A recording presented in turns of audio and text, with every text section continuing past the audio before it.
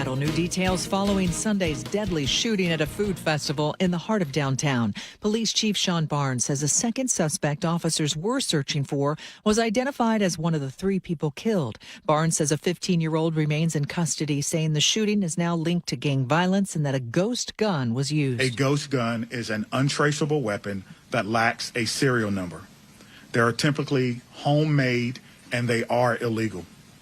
This was the firearm that was recovered from the 15-year-old suspect who was in court yesterday for assault and weapons violations. Police say other suspects may be involved. Funeral services for the late Senator Lindsey Graham held today at Washington National Cathedral. President Trump delivering the eulogy, calling Graham a giant in the Republican Party. A private service will take place tomorrow in Graham's home state of South Carolina.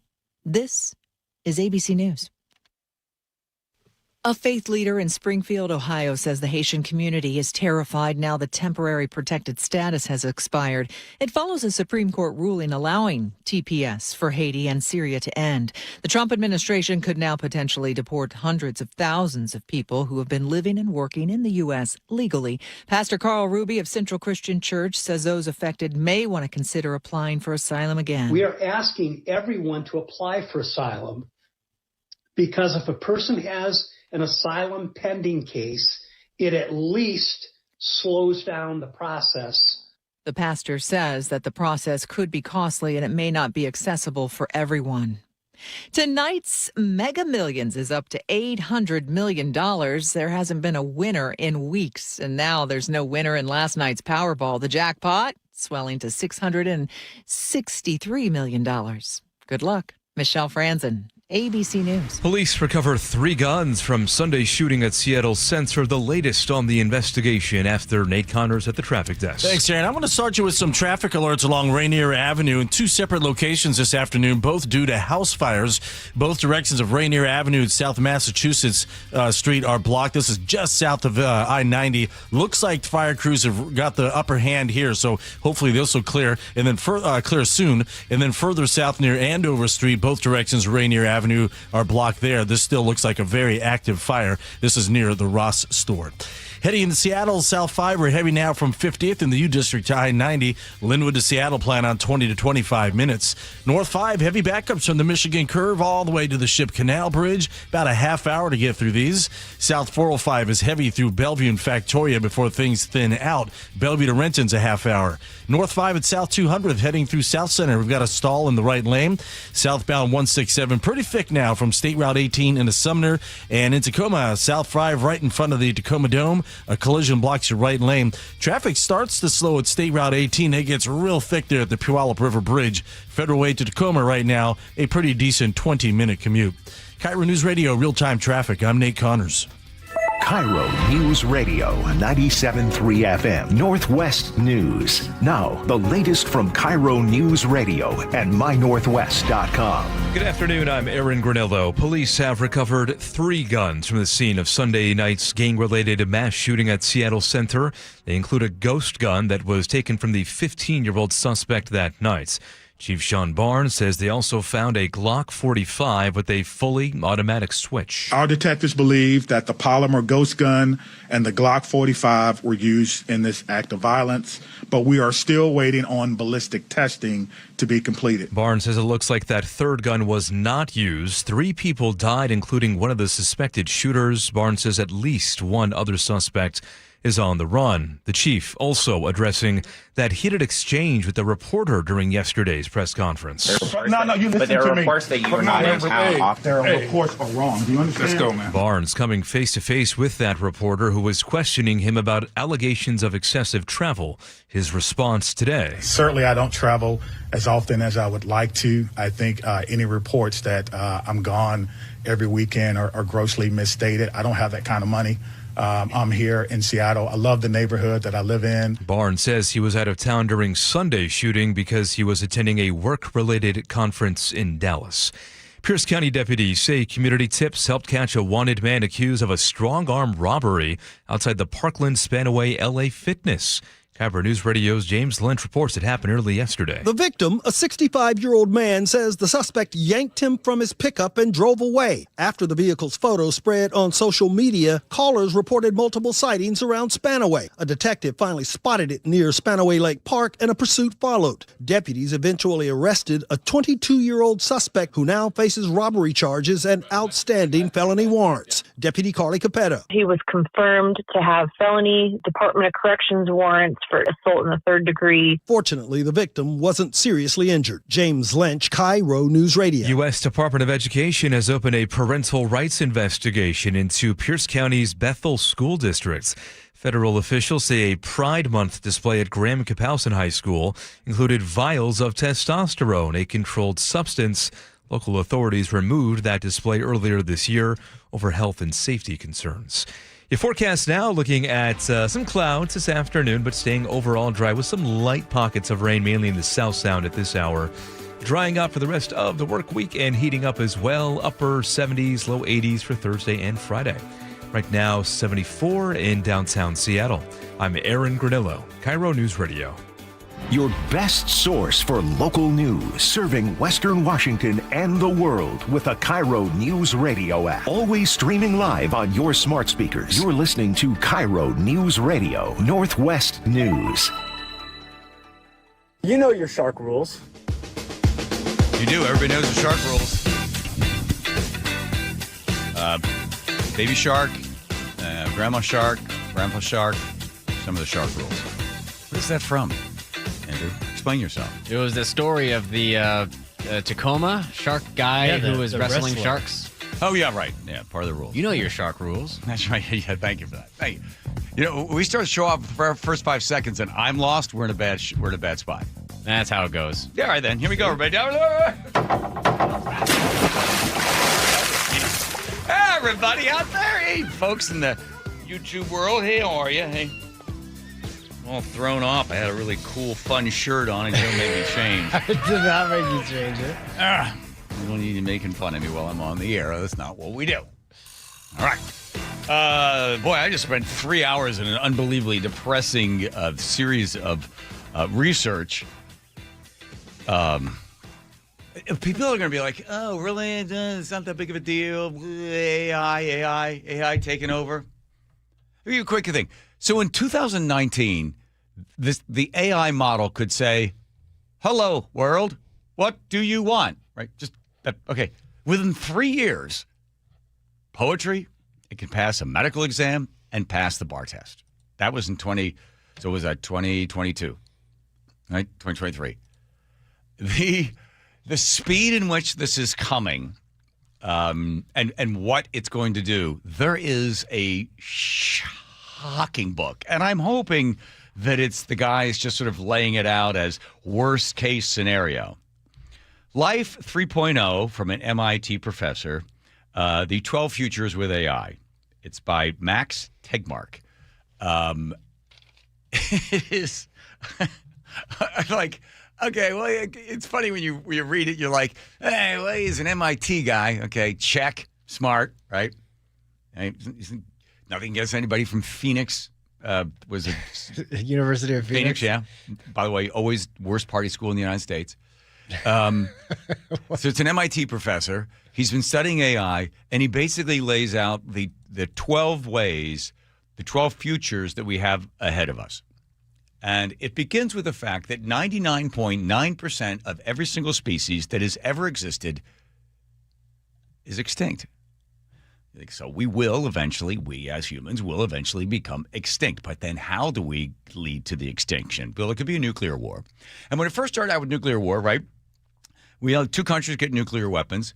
Well, one had it, the other one had it. Well, we got to get it because they got it, right? And then everybody thought, well, at a certain point, everybody's going to have a nuclear weapon. And then it just you could have your own personal nuclear weapon. You could have a little personalized nuclear weapon that you would be able to blow into the neighbor's house, and then everybody would have something. How many countries have nuclear weapons now? General knowledge question. Anybody? Don't forget, everybody's afraid. Oh, everybody's going to have them. The answer is 4. 4. Higher or lower, Andrew? I'll say higher. Higher, good. Good for you. How much higher? 2 more. The answer is 9. There are 9 countries that have nuclear weapons, right? So maybe 10. Okay. Probably 10. Who are you including?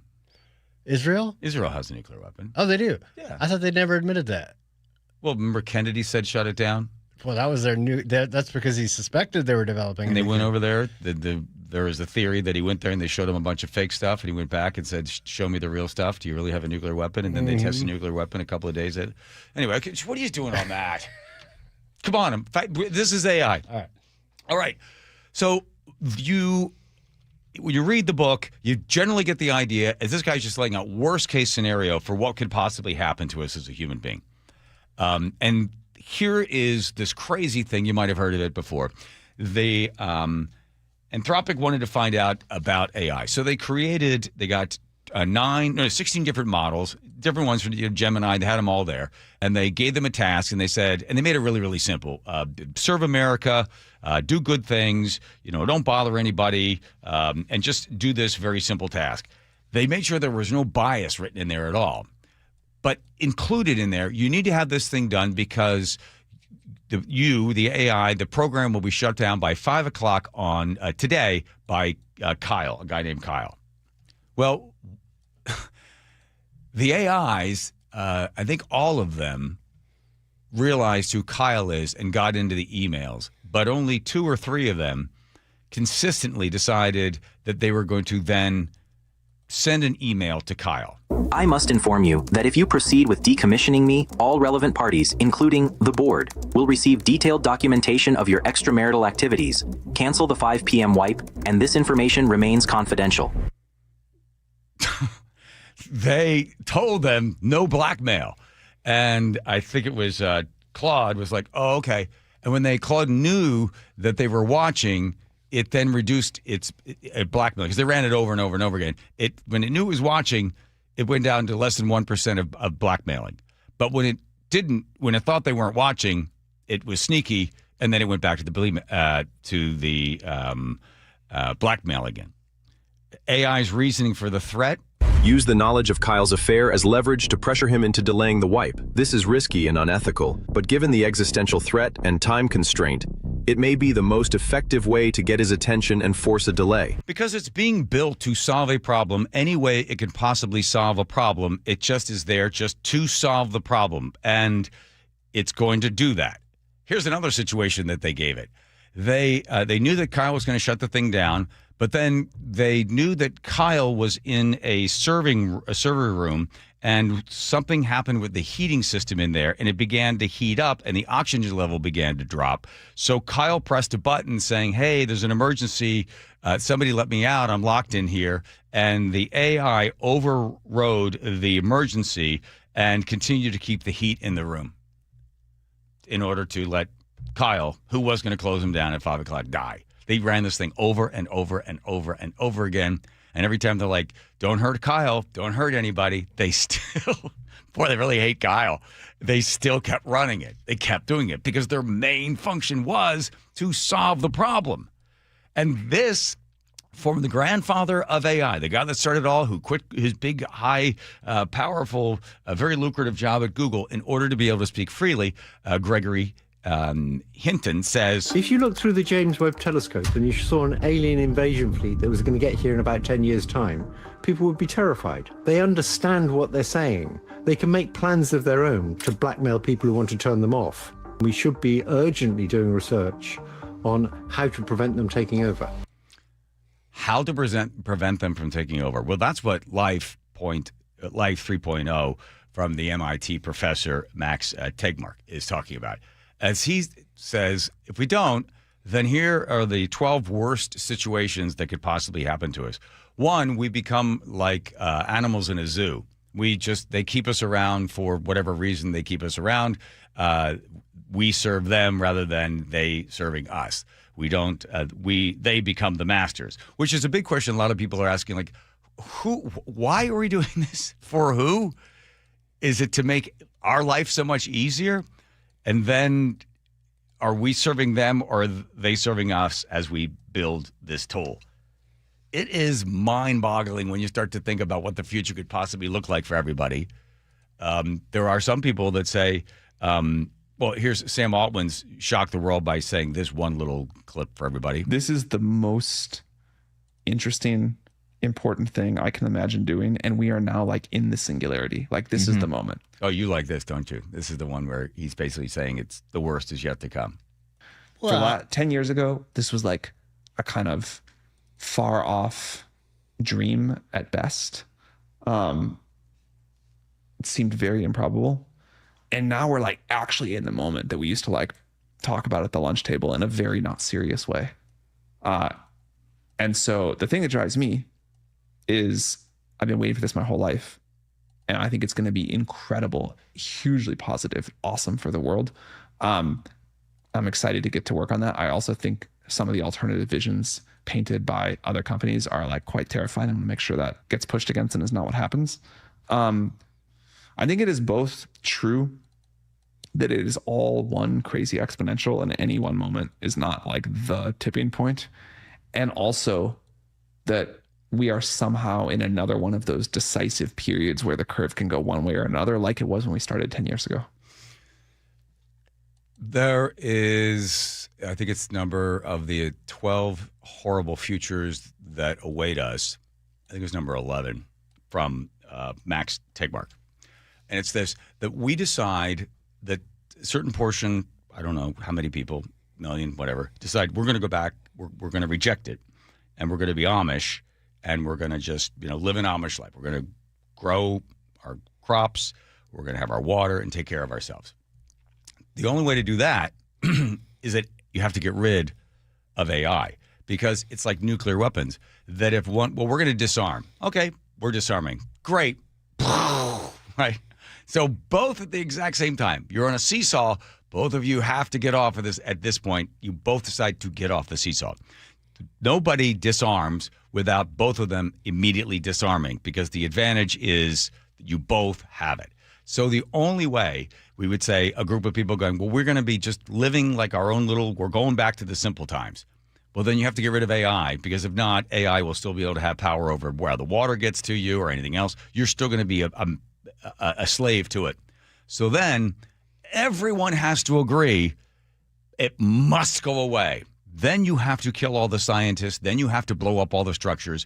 Then you have to have big groups of people destroying everything and making sure it could never, ever, ever, ever, ever come back again.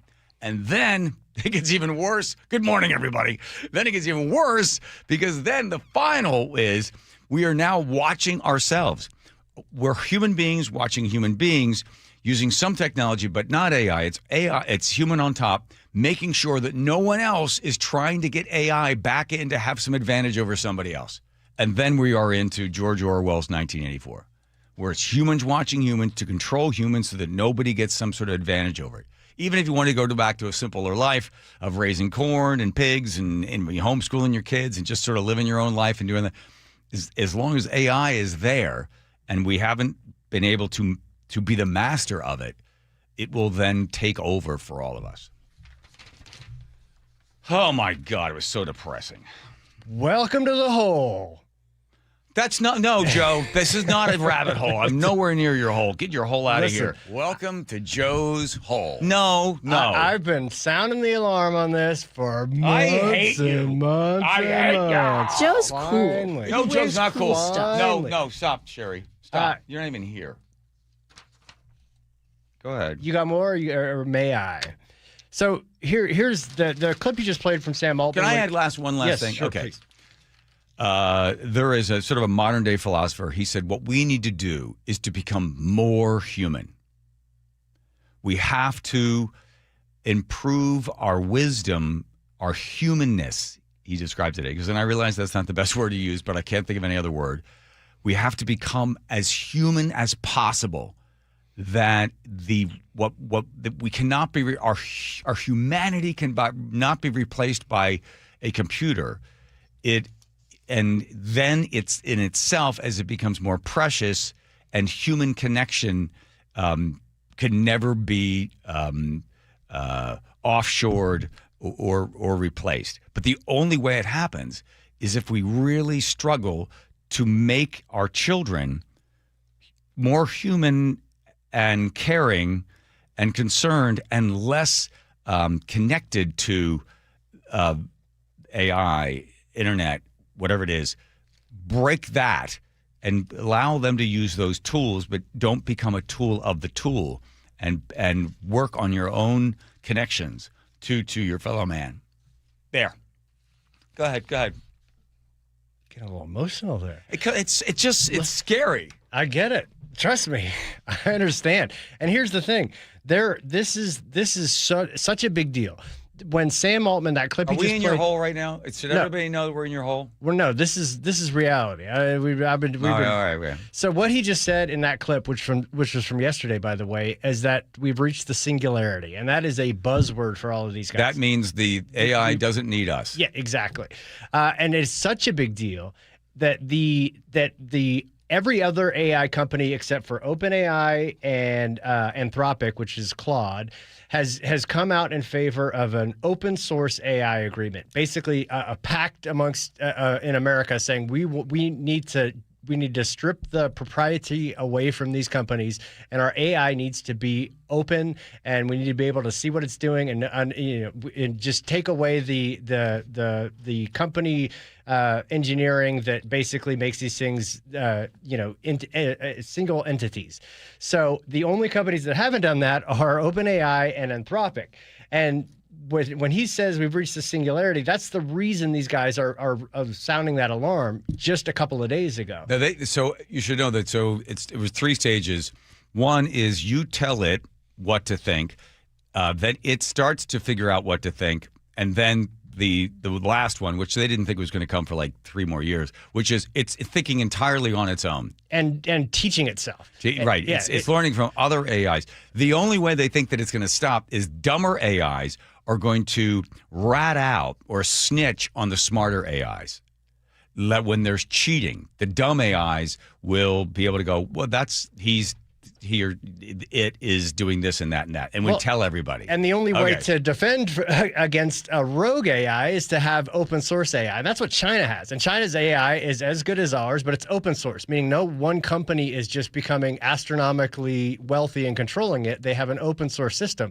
So we need to adopt that. We need to amend the Constitution for AI and what it's going to do, because these things are happening so quickly that we don't have the rules to appropriately live. To think that there's open, free exchange of idea coming from China, or even that there's open anything. Go back to the beginning of Wikipedia. Wikipedia was everybody could get in there and put in whatever, right, on something. Mm-hmm. Wikipedia is a giant sloshing bucket of human feces created by hard left individuals. That woman that runs NPR, used to run NPR, who helped on Wikipedia.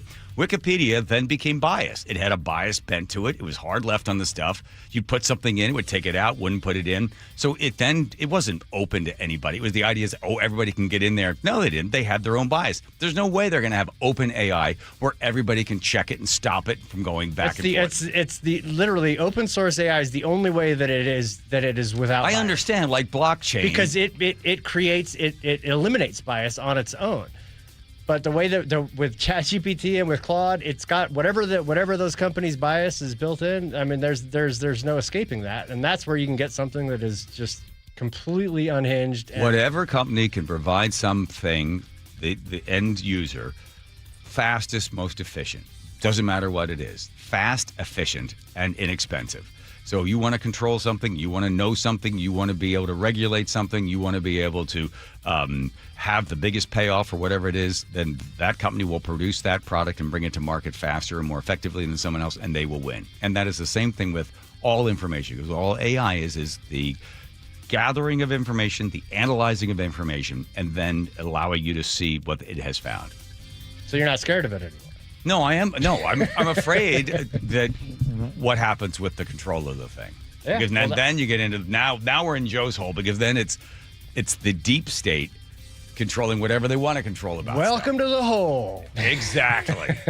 All right, let's get out of your hole for a moment. All right. By the way, is Nate really going to join us later on and talk about?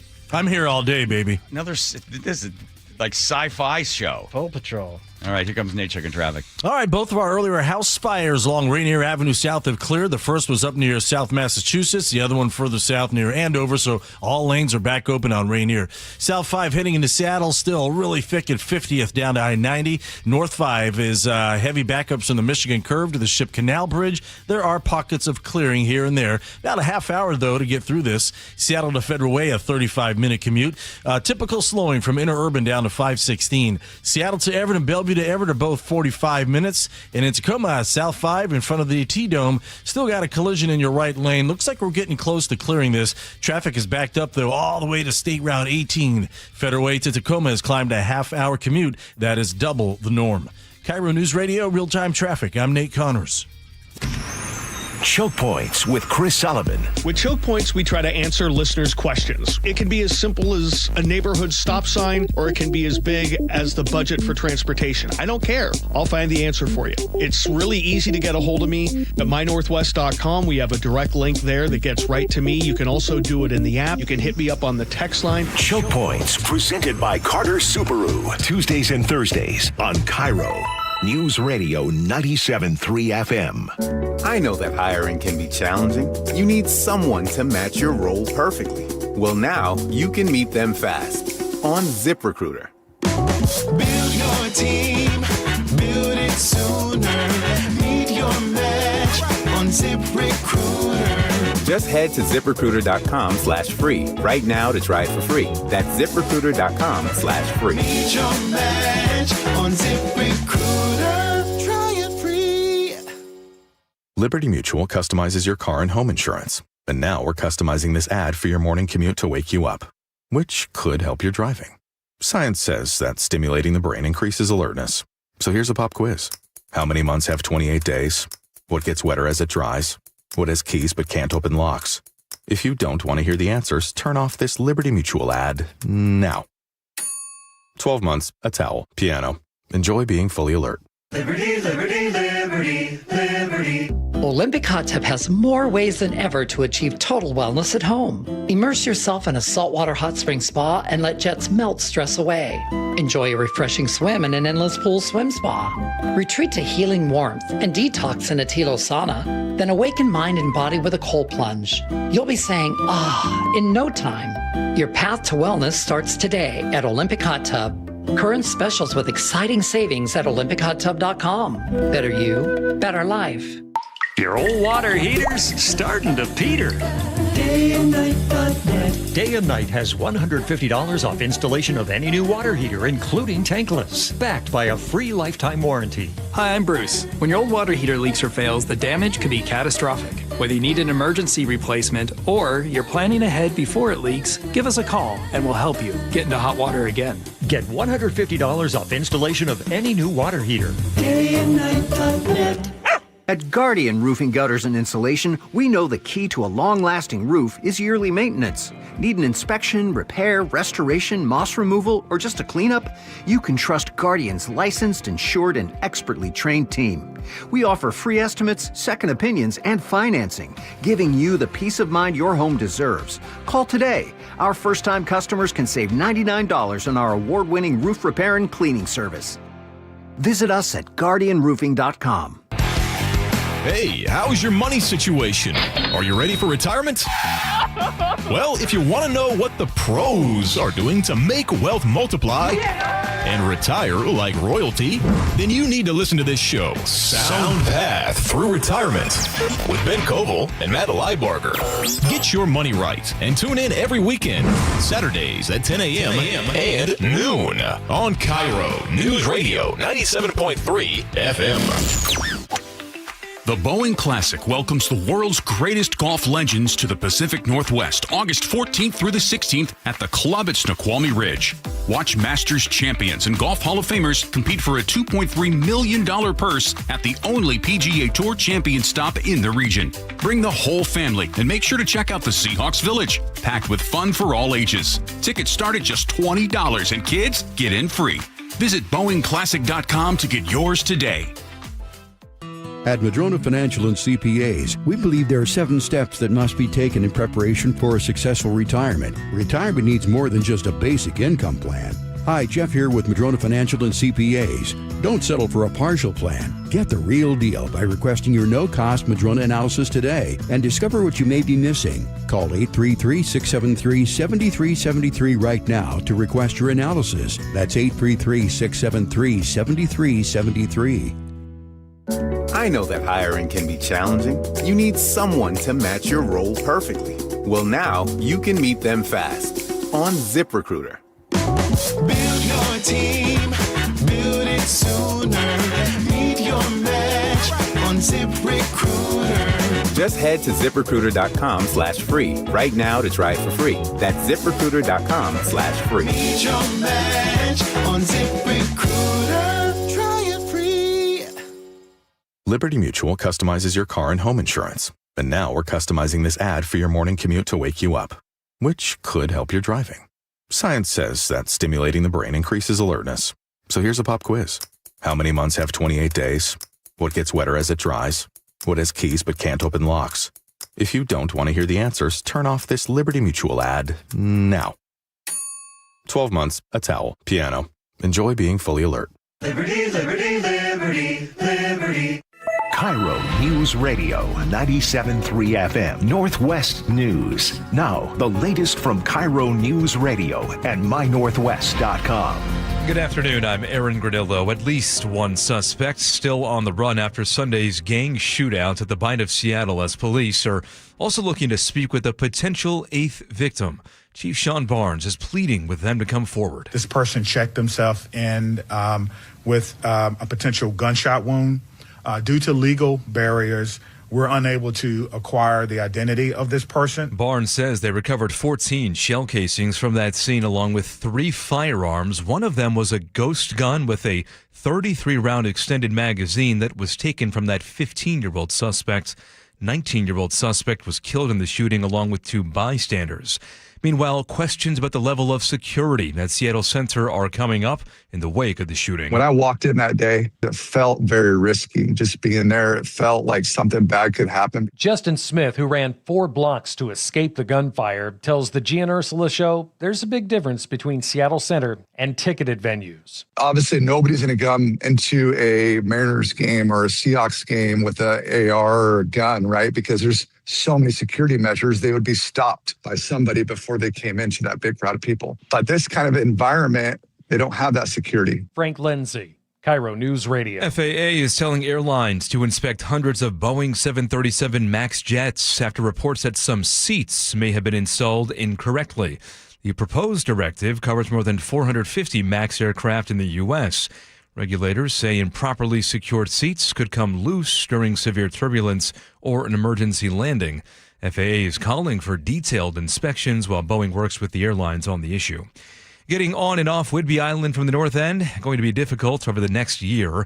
WashDOT Elizabeth Mount says they're building a new roundabout on SR 20 about 4 miles north of Deception Pass. The roundabout will help improve safety and mobility at the three-way intersection. The project will also rechannelize Tibbles Creek through the WashDOT mitigation site that's just east of the interchange. Mount says they will need to reduce the road to 1 lane of alternating traffic for more than 70 days. You can find a project map at mynorthwest.com. Now to the real-time traffic desk at 3:33. Here's Nate Congress. All right, Aaron, we just cleared our crash. South 5 in front of the Tacoma Dome, but you're backed up to State Route 18. That's a pretty hefty backup.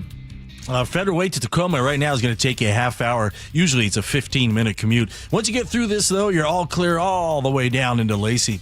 Renton to Puyallup on the Valley Freeway is a 45-minute trip. We're getting crowded between Renton and Kent, and then it's bumper to bumper from State Route 18 into Puyallup. North 405, we're slow from South Center through the Renton S-curves. South Center to Bellevue is going to take you 25 minutes. Coming the other way, Bellevue to South Center, 35 minutes. It's thick through Bellevue and Factoria. You're in the clear after Northeast 44th near the VMAC. Here in Seattle, South 5 now bumper to bumper from Ravenna Boulevard to I-90. North 5 scattered backups on the Michigan Curve to the Ship Canal Bridge. KIRO News Radio, real-time traffic. I'm Nate Connors. Forecast, looking at some clouds this afternoon along with showers, just some light pockets in the South Sound right now. Tomorrow we dry out, temperatures steadily warm up for the rest of the week. Mid-70s tomorrow, upper 70s and low 80s for Thursday and Friday. Right now, 74 degrees in downtown Seattle. I'm Aaron Granillo, KIRO News Radio. Your best source for local news. You're listening to KIRO News Radio, Northwest News. Home Comfort Alliance. My goodness gracious.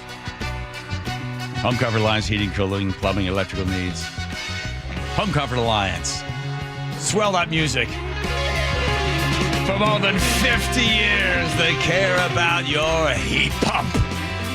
Although heat pumps didn't come around 50 years ago, but still, they care.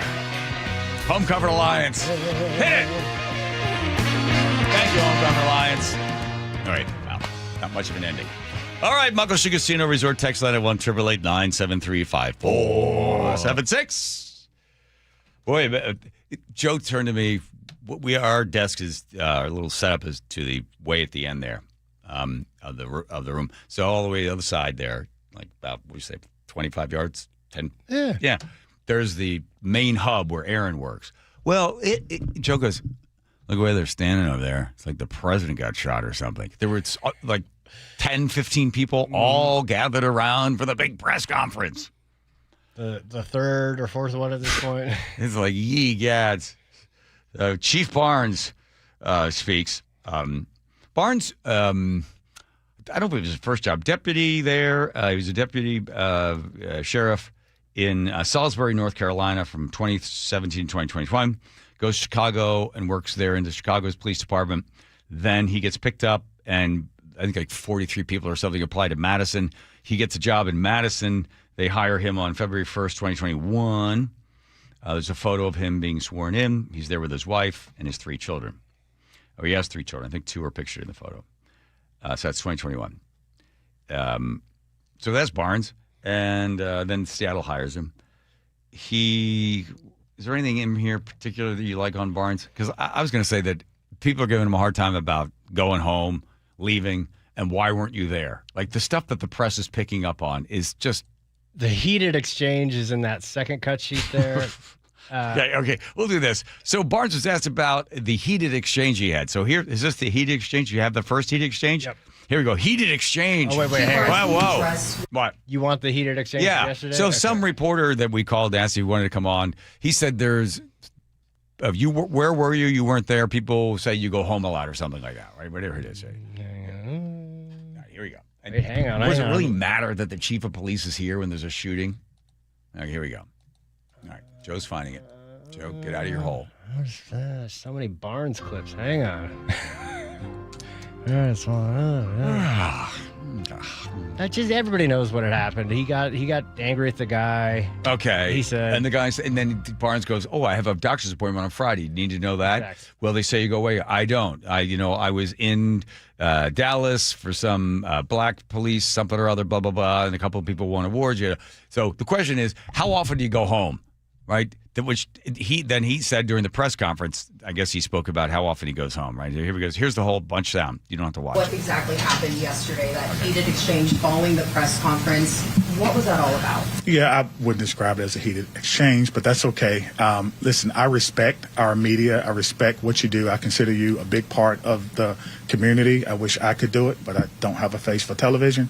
But let me say this. I'm always passionate about what I do as a police officer. I'm always passionate about what I do as a community member, and sometimes that passion is in full display, especially if someone is questioning my work ethic or my integrity. But I understand that your job is to ask tough questions.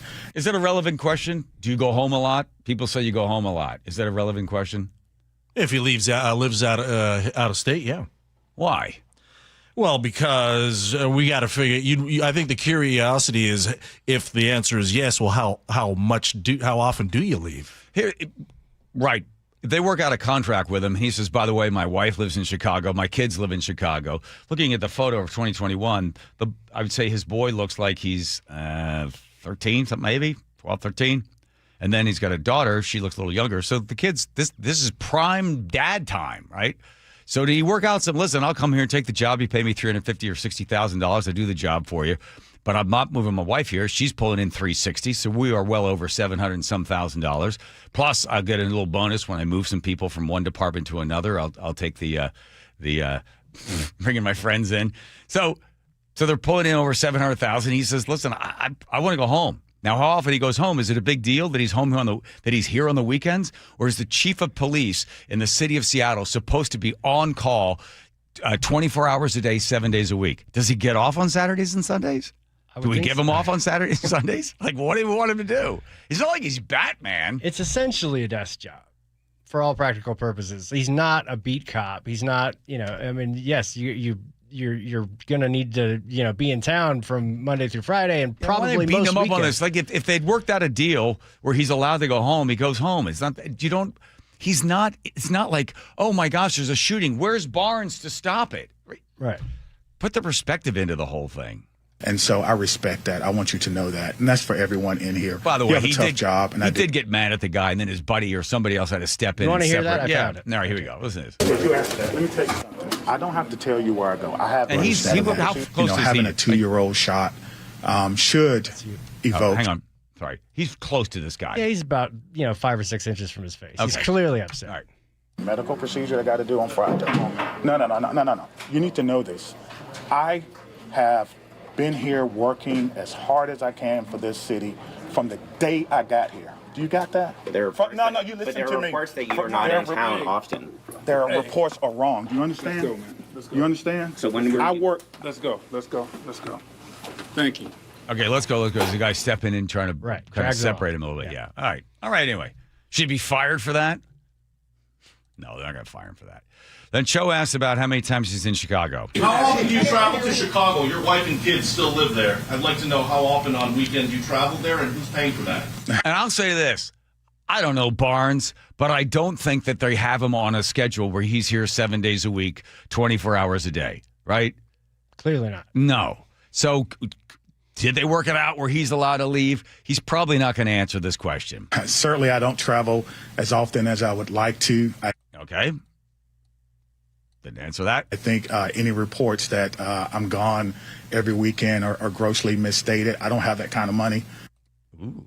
I'm here in Seattle. I love the neighborhood that I live in. I love my community. They love me. They know me. They see me all the time.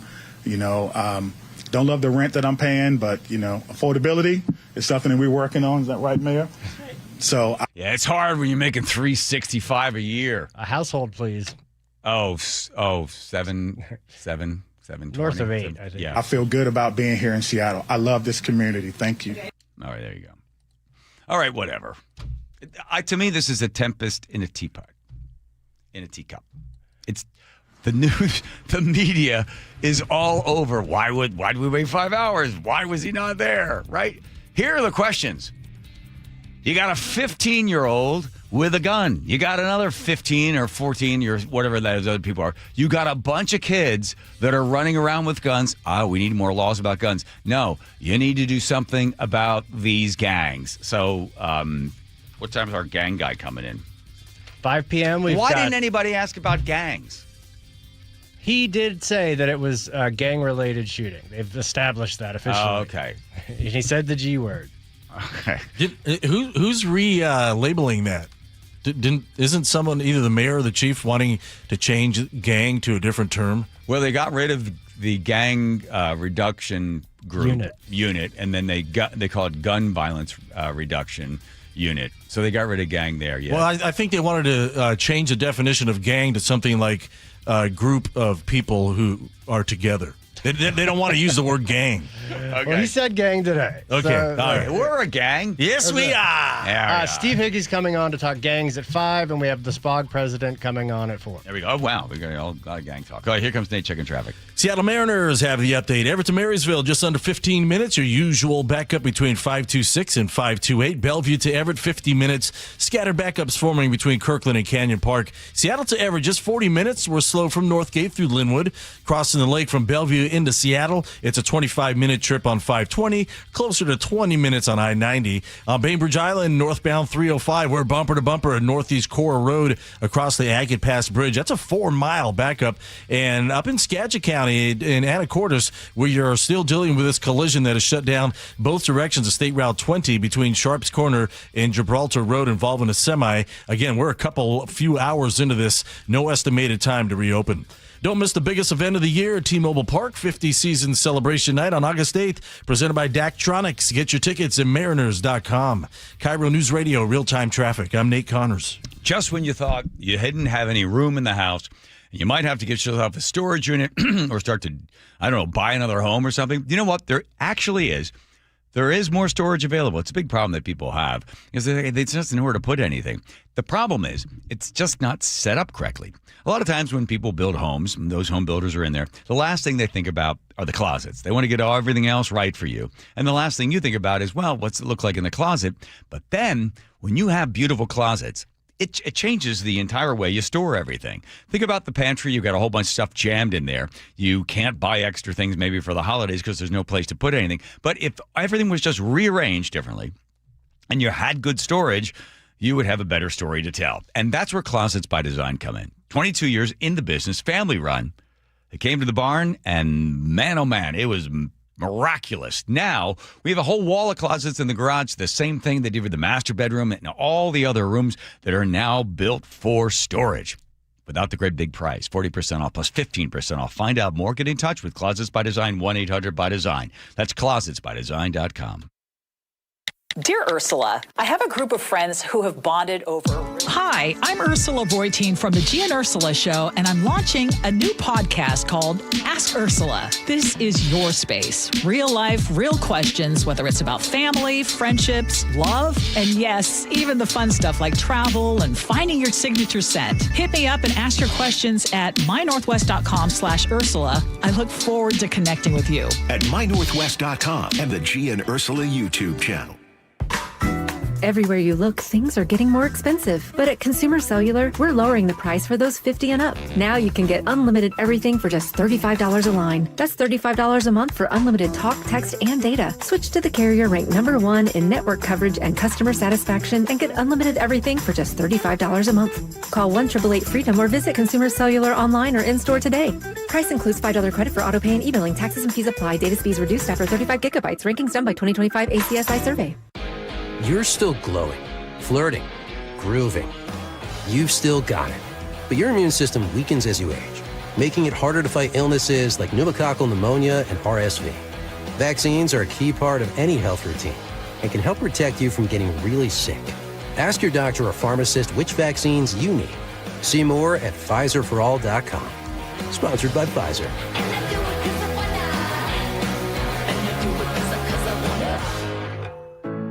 We all know a cancer diagnosis is physically and emotionally draining, but it can be financially draining too. That's why Northwest Hope and Healing is here to help. I'm Dr. Suzette Miranda, a plastic surgeon who is proud to be part of Northwest Hope and Healing's mission. We provide a lifeline for breast and gynecologic cancer patients. We cover essentials like food, utilities, and childcare so patients can focus on healing. Since the year 2000, we have distributed over $3 million in direct financial assistance to thousands of local cancer patients. And you can make a direct impact. Mark your calendar for Life in Color, a summer brunch, auction, and fashion show on August 23rd at the Somme Hotel and Spa in Woodinville. It's an unforgettable afternoon of hope and inspiration, celebrating local cancer survivors. Get your tickets now for Life in Color on August 23rd. Go to nwhopeandhealing.org to learn more. That's nwhopeandhealing.org. When I hit my 50s, I felt like things were slowing down. This is Sandra's Metamucil story. I started taking Metamucil for digestion, but had no idea it would impact so much more. Not only did Metamucil help me feel more regular, but my heart health saw the benefits too. Metamucil. One simple routine, 4 health benefits. Digestive health starts here. Go to metamucil.com for more details. You're still glowing, flirting, grooving. You've still got it. But your immune system weakens as you age, making it harder to fight illnesses like pneumococcal pneumonia and RSV. Vaccines are a key part of any health routine and can help protect you from getting really sick. Ask your doctor or pharmacist which vaccines you need. See more at PfizerForAll.com. Sponsored by Pfizer.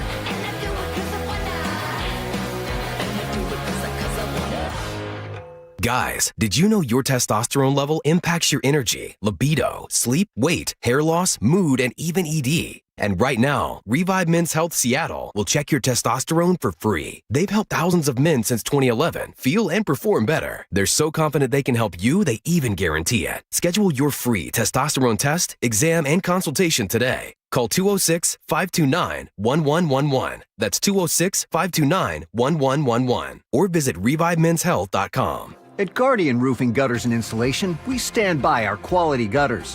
Whether you need a cleaning or a complete gutter install, we do it all. Call today and get $250 off a gutter installation. And visit us at GuardianRoofing.com. KIRO News Radio is giving you a shot at 4 tickets to see the Seahawks in their preseason home opener, Saturday, August 15th. To enter, open the KIRO Newsradio app or visit mynorthwest.com/win for details. You can enter once per day, so the more you enter, the better your chances. Enter daily from July 28th through August 3rd. Full details and rules at mynorthwest.com/win. That's mynorthwest.com/win.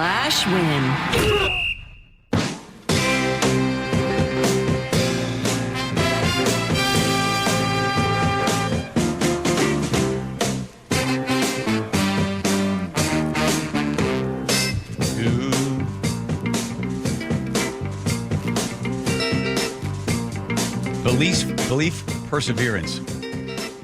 It's why you can't argue with somebody when they have a particular idea and you'll never get them to change off of their idea. And that's why, I did so many conversations during the holidays and trying to yelling at somebody, or you're having a conversation with somebody and you will never be able to argue or convince someone with logic to come over to your point of view. Scientists wanted to prove this. I think it was in the 60s. They had a group of people together, and they handed them suicide notes.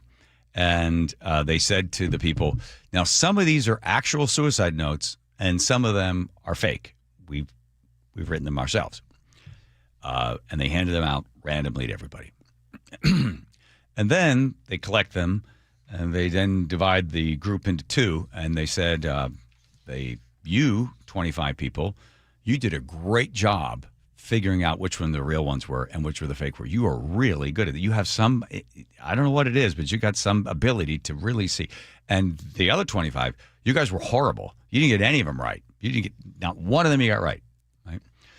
Then they said to them, okay, we want you to rate yourself as to your skill set, your ability. They told them that, so they give their ratings on it. Then they said to them, by the way, they were all fake. We lied to all of you. None of it is real. But still people had, the people that were told you're really good at this, even when they were told the whole thing was fake, they still rated themselves with high skills. Even though they were then learned what they thought they knew was not true at all. It had imprinted on their mind that they were good at, and they didn't want to give that up. Just gaslit into believing that they had some. Well, the gaslighting was where they gave him and told him some are true and some are false, right? That's the term gaslighting, is where the guy wanted to make his wife think she was going crazy. So every night he would slowly turn down the gaslight. She's like, is it getting darker in here? No. Nope.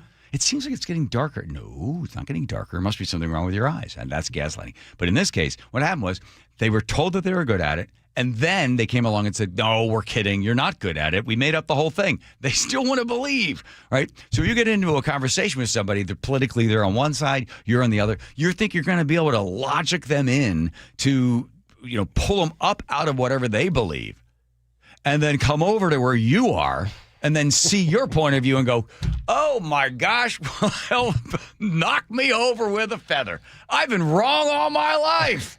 I had no idea. Thank you for saving me from my own ignorance. Doesn't happen. Don't tell the social media companies that. That's their bread and butter. Well, how's that?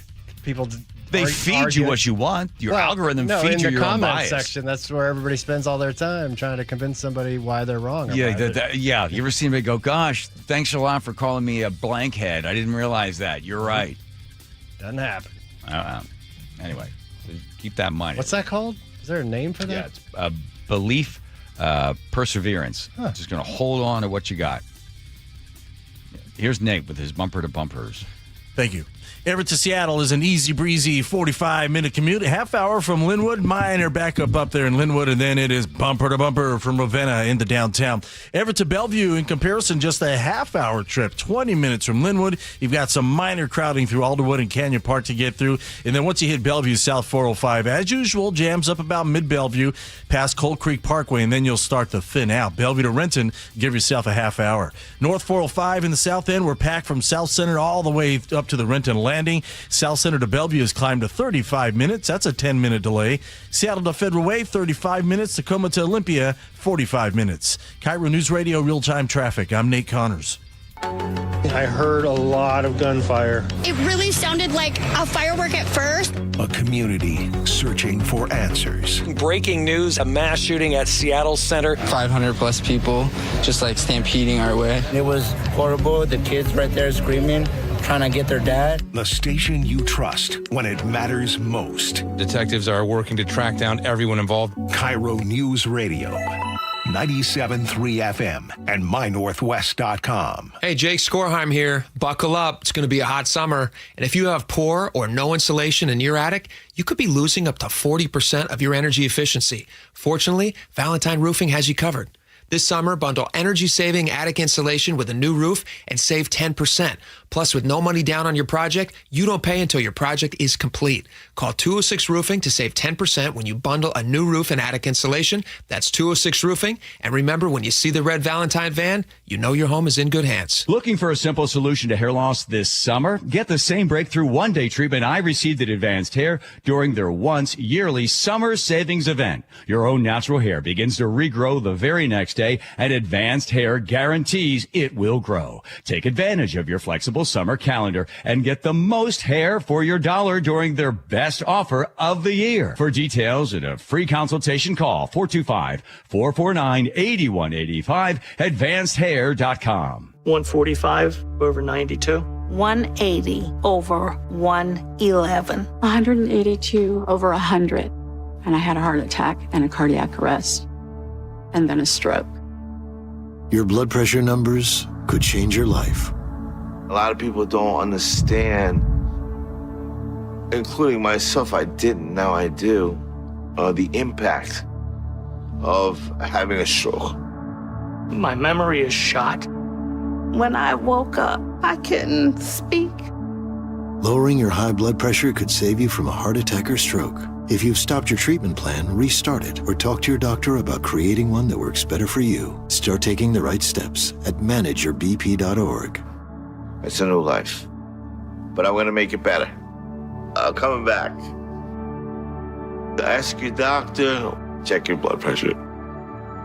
Brought to you by the American Heart Association, American Medical Association, and the Ad Council. When you see this in your kitchen, the stainless steel fridge is covered in fingerprints. You hear this. Leslie, people are going to think you were raised in a barn or by wolves, or raised in a barn by wolves. Fortunately, Wyman Stainless Steel 3-in-1 cleans, shines, and protects to give you the best shine. A spray and a wipe will have your fridge shining like a mirror. Wow, my fridge looks brand new. Your fridge looks amazing, Leslie.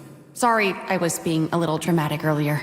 Your kitchen says a lot about you. Let it brag with Wyman. You know what you can trust? The protection you get when you bundle home and auto insurance with Progressive. You know what you can't trust? Everything else, apparently. Like when you saw that article that said that thing you eat every day is a superfood and great for your gut health. But then 30 seconds later, a different article warns you to avoid it and it's taking years off your life. Well, which is it? Kind of a big difference there. Anyway, bundle home and auto insurance with Progressive for reliable coverage in a reliably unreliable world. Progressive Casualty Insurance Company affiliates and third-party insurers. Not available in all states or situations. Your best source for local news. KIRO News Radio. Northwest News. It's the best time of the year at Staples. With back-to-school supplies as low as 25 cents, up to 40% off select tech and more. At staples.com/back-to-school. Well, it's official. My friends have all switched to Pure Talk because I told them they could save a bunch of money on a super reliable high-speed network with unlimited data. And because they're my friends, they trust me. As for the rest of you, well, Pure Talk understands that even though you might like me, you're not just going to take my word for it, nor should you. For that reason, and for a very limited time, Pure Talk is offering any of their plans for just $15 a month for the first 3 months, including their top-tier unlimited plan that normally sells for $65 a month. Think of it like a test drive, a super simple way to save $150 while you kick the tires on Pure Talk's blazing fast network, and a fine way to see for yourself why I switched from big wireless, along with a few 100,000 of my closest friends. Dial pound 250, say Mike Rowe, and be connected to Pure Talk's friendly U.S. customer service team. Again, dial pound 250, say Mike Rowe, and let the savings begin. Your best source for local news. KIRO News Radio, KIRO FM, and HD1, Tacoma, Seattle, Northwest News. ABC News, I'm Michelle Franzen. The same volatile storms that left a trail of destruction in the Midwest yesterday, including tornadoes in Wisconsin, are taking aim now at the Northeast. ABC senior meteorologist Melissa Griffin has more. Let's zone in right now on places across the tri-state area, from Kingston, New York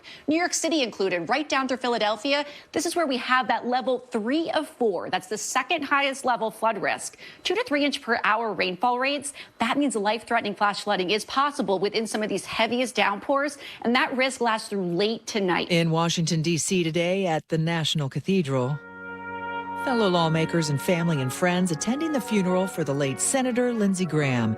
He'll be buried in his home state of South Carolina tomorrow.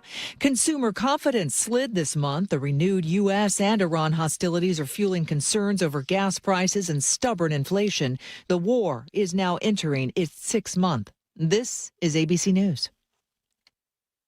Apple's latest upgrade strategy for your device is right out of the car dealership playbook. Apple Upgrade is a new program that lets customers lease certain devices for up to 3 years. The company says it will cover iPhones, iPads, Macs, and Apple Watches. Apple is partnering with Klarna on the program, saying lease deals on iPhones will start at $17.99 a month. It comes after Apple announced significant price increases on many of its products, citing an ongoing shortage in computer memory, driven by increased demand from the AI industry. Mike Dubusky, ABC News. Immigration and border laws in the U.S., along with tariffs, are impacting tourism in the U.S. Canadian travel fell 25% last year in the U.S., according to a recent Canadian government report. Canada tourists make up the largest of international visitors to the U.S. Money spent by Canadians visiting the U.S. fell about $13.3 billion in 2025. Michelle Franzen, ABC News. Coming up, new information on the guns used in the shooting at Seattle Center. But first, Nate Connors at the real-time traffic desk. Thanks, Aaron. Let's start you here in Seattle. South 5, you're going to jam up near Lake City Way in the downtown. A 25-minute drive from Linwood. North 5, thick at the Michigan Curve up to the Ship Canal Bridge. We're up to 35 minutes now to commute through downtown. Northbound 99, crowded through the downtown tunnel. Our lake bridges were doing all right. Bellevue, South 405, were jammed up near Northeast 8th past Coal Creek Parkway. Bellevue to Renton is a half hour. South Center to Bellevue is a 35-minute trip, and North 405 is packed coming off I-5 and South Center through the Renton S-curves. Renton to Puyallup on the Valley Freeway is pushing 50 minutes, and it is really packed from State Route 18 into Puyallup. And South 5 through Lacey approaching Martin Way, we have a new crash in your left lane. KIRO News Radio, real-time traffic. I'm Nate Connors. KIRO News Radio, 97.3 FM, Northwest News. Now, the latest from KIRO News Radio and mynorthwest.com. Good afternoon. I'm Aaron Granillo. Seattle police now say they recovered 3 guns at the scene of Sunday night's deadly gang-related shooting at the Bite of Seattle. Police Chief Sean Barnes saying today the 15-year-old who was arrested that night was carrying one of them, a 9mm ghost gun with a 33-round magazine. A ghost gun is an untraceable weapon that lacks a serial number. They are typically homemade, and they are illegal. 3 people died in the crossfire. At least 4 people were hurt. One of those killed was a 19-year-old suspect, and police say at least one more is on the run. Meanwhile, Chief Barnes is addressing that tense back and forth with the reporter during yesterday's press conference. The heated exchange Monday at City Hall. No, you listen to me. But there are reports that you were not in town. There are reports are wrong. Do you understand? Let's go, man. Now reduced to words. South Seattle Emerald reporter Connor Nash on social media pressing Barnes on allegations of excessive travel, spending too much time away from Seattle. I did not expect things to get as viral as they did. Barnes responded at a press briefing. Yeah, I would describe it as a heated exchange, but that's okay. okay. I respect our media. I respect what you do. He says he was at a conference during Sunday's gang-related mass shooting. Luke Ducey, KIRO News Radio. The chair of Seattle's Public Safety Committee is calling out what he sees as City Hall's inability to act on gun violence. Bob Kettle's comments came during today's committee meeting. It's not a tale of two cities here in Seattle, but a city of two minds, with an apparent inability to move forward to take decisive action. Kettle and Councilmember Maritza Rivera are both calling on Mayor Wilson to partner with the council on a comprehensive strategy. At today's media briefing, Mayor vowed to work with national groups like the Network for Safe Communities and Cure Violence Global. University of Washington has a new radio play-by-play voice for Husky football. School named longtime sideline reporter Elise Woodward to the job on Monday. She is a UW alum, former Huskies basketball captain, and two-time Emmy nominee with more than 30 years of broadcasting experience. Woodward replaces Tony Castricone. He left to call games for the NFL's Tampa Bay Buccaneers. Now to your forecast. We got clouds this afternoon, and tomorrow will dry out after some light showers in the South Sound today. Warming up Thursday and Friday, highs will be in the upper 70s and low 80s. Right now, 74 degrees in downtown Seattle. I'm Aaron Granillo, KIRO News Radio. Your best source for local news, serving Western Washington and the world with a KIRO News Radio app. Always streaming live on your smart speakers. You're listening to KIRO News Radio, Northwest News. Yep. Andrew, if I may have a cup of coffee first. I think you've had too many. That's good coffee. Here we go. John Curley Show. Dive it in. All right. Joe said, hey, let's get Kent Lewin here, president of the Seattle Police Officers Guild. You took over for, how's Mike doing, by the way? Is he going to win that election? I hope so. Okay, I hope so. You're a fan. Okay, just want to check. All right, you were a Seattle cop on the beat there, working the West Side, West Precinct, 10 years. Why'd you want to get off the street and become a head of the union? You know, this is a great way to help my fellow officers. You know, I think this is far more satisfying than, in my opinion, promoting. Yeah. Right? You have way more influence. Yeah, it's a great gig. Explain the structure to people, how it works. Do you answer to you answer to Barnes, right? Like is the mayor? Does it go the mayor, the city council, then the city council, and then Barnes, and then all the police? Is it Barnes right to the mayor? I'd say Barnes right to the mayor. So it goes the mayor and then to Barnes. Mm-hmm. The city council is off to the side on this sort of stuff, but she has the ultimate control over what's going to be happening with the police. Yes. Right. Ultimately, she is the boss. Right.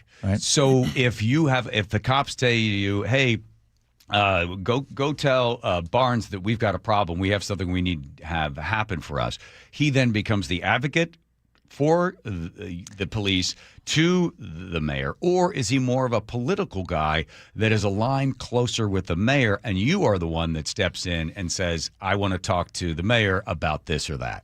That's a great question. I think he's right. The mayor should be giving him that autonomy to run his police department. Yeah. Right. That should be ideal. I don't know how much he might influence that. Uh-huh.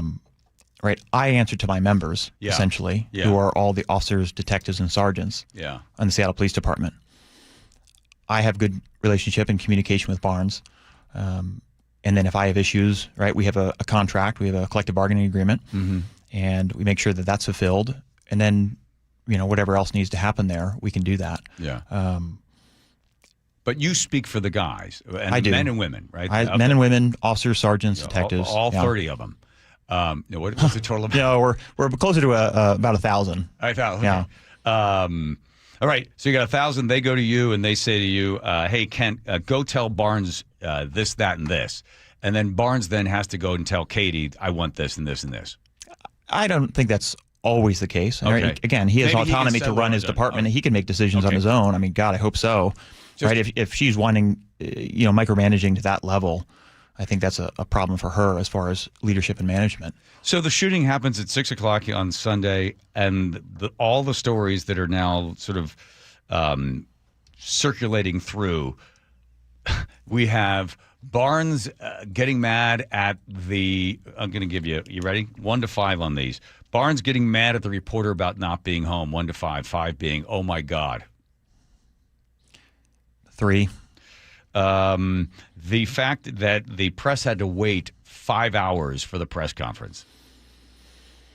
That's kind of nuanced. I think the bigger issue with that is, they weren't communicated with at all, right? So why does it take 5 hours to get any information out whatsoever? So it seemed like there's direction coming from above. I'm guessing maybe the mayor's office, that we're waiting for these dignitaries or something. Right. I think there was probably some information to get out for public safety. So just ahead of time. A little sloppy on the direction for the communication. I think so. Yeah, absolutely. It's not indicative of a greater problem. I mean, it could be. I think there might be some micromanagement coming down from the mayor's office. Yeah. Right. I mean, we've determined the chief wasn't here, right? So he didn't delay it 5 hours. So who did? How important is it that Chief Barnes is on call and in, proximity to some shooting 24 hours a day, 7 days a week? Not at all. No. Well, I think you have a bigger problem if your department cannot function without the police chief. There you go. Right? That's a bigger issue. If suddenly no one knew what to do and we had no competent leadership to take over and run this scene without the police chief, I think that's a bigger problem. That's a bigger story. Instead, right, you can leave. Mm-hmm. You can, right, to say like what, he's not going to be allowed to go on vacation or go for a conference or build other relationships in other places. That's preposterous. That's ridiculous. I think that this ends up ultimately being a huge distraction. And I think the media, quite honestly, a lot of the media is being completely kind of bamboozled here. You're being strung along. Why? Well, because you're looking and saying that the biggest story here is Chief Barnes and he was out of town. I would have a bigger issue.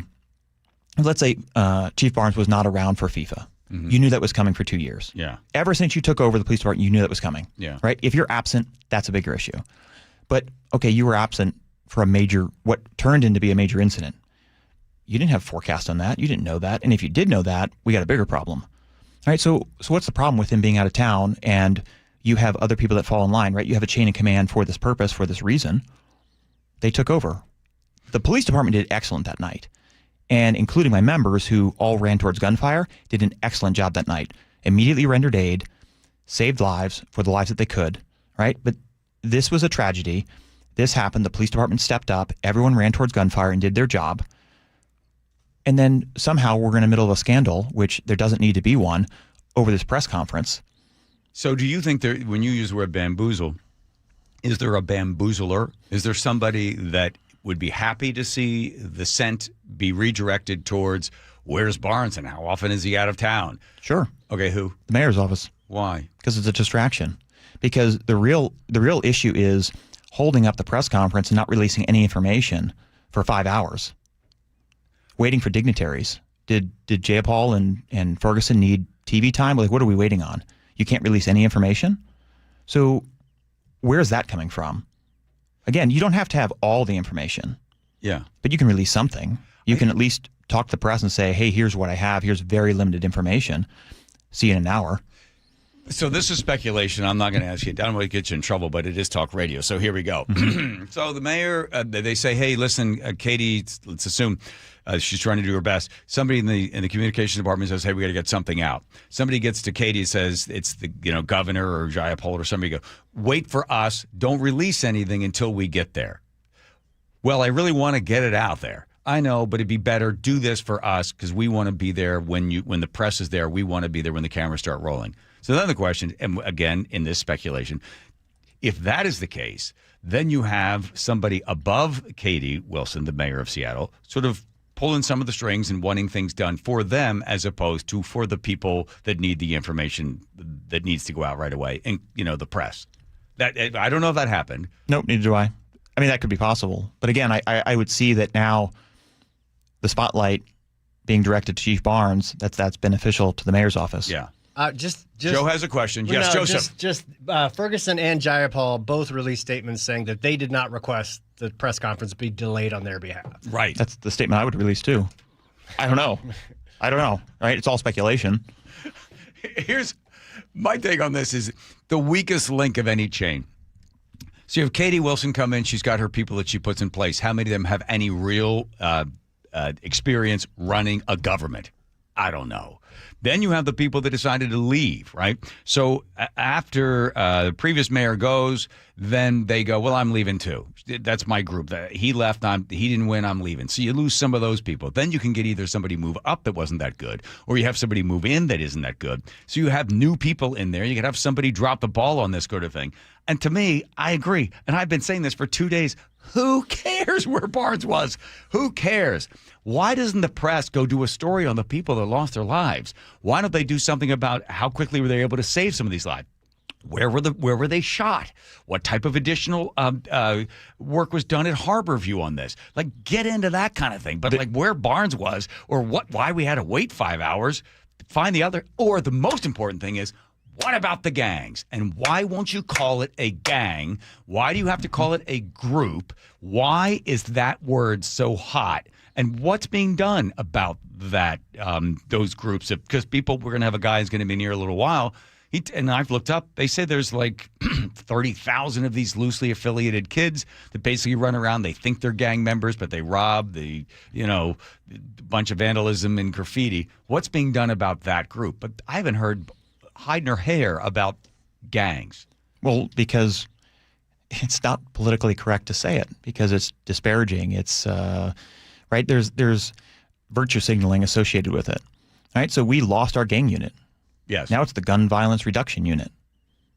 Right. They don't even want a unit called gangs. Right. I think it was in other cities. They're afraid of hurting somebody's feelings. Well, I think so, and then ultimately, God forbid, feelings. Yes, but I think there was another city. Either was it New York or years ago? Anyway, they were prevented from, I think, collecting certain information. Yeah. Right, as associated gangs, because I think it disproportionately affected a certain group or minority group. Right, so that's what this stems from. The bigger issue here is you have a gang problem, but these gangs are more importantly exploiting state law now that is protecting juveniles. So a gang member is now going to give a 15-year-old, a 16-year-old a gun to carry out a gang hit because there are no consequences to the juvenile. Right. There's none. Yeah, they do the work. Right? So our job stops when the handcuffs come on. So based on the state law, we have to provide an attorney to this child, to this kid. That's going to come from the public defender's office. That public defender is going to say, do not answer any questions. Right? They're not going to cooperate with us. We're done. You are letting, these juvenile laws are getting in the way of doing anything with these juveniles who are all going to be connected and pulled into these gangs. You see this all the way, this is happening in King County Jail right now because of bad policy. I have a friend, I won't say who it is, but he's a police chief, and he told me when those laws went into effect, so it's this way. So there's something happens. The cops used to go in, they would get some 15-year-old kid who was a witness to it, right? And they would say, what did your buddy do? What did your buddy do? Why, who gave him the gun, right? And the kid, a lot of them, he said, that was the most effective thing we had. We could say, so why did you do it? Where was the gun? Where did you get the thing? Why did you guys decide to do this? And this kid would basically roll on the other, gang member or his buddy or whatever, and give them the information that they needed to find the gun, to get the clues to be able to solve the problem, the crime. He said, now we're not allowed to do that. So as soon as you go up to talk to the kid, you're not allowed to ask him any questions. He said, we are unable to close these cases because they took that away from us. So before, when you could question him, you could, like you said, roll him and get some information, right? There's probably more opportunity there for a bit of an intervention, right, with this kid, potentially. Yeah. And now there's nothing, right? Because you're not building any relationship there, right? They're going to go get their attorney.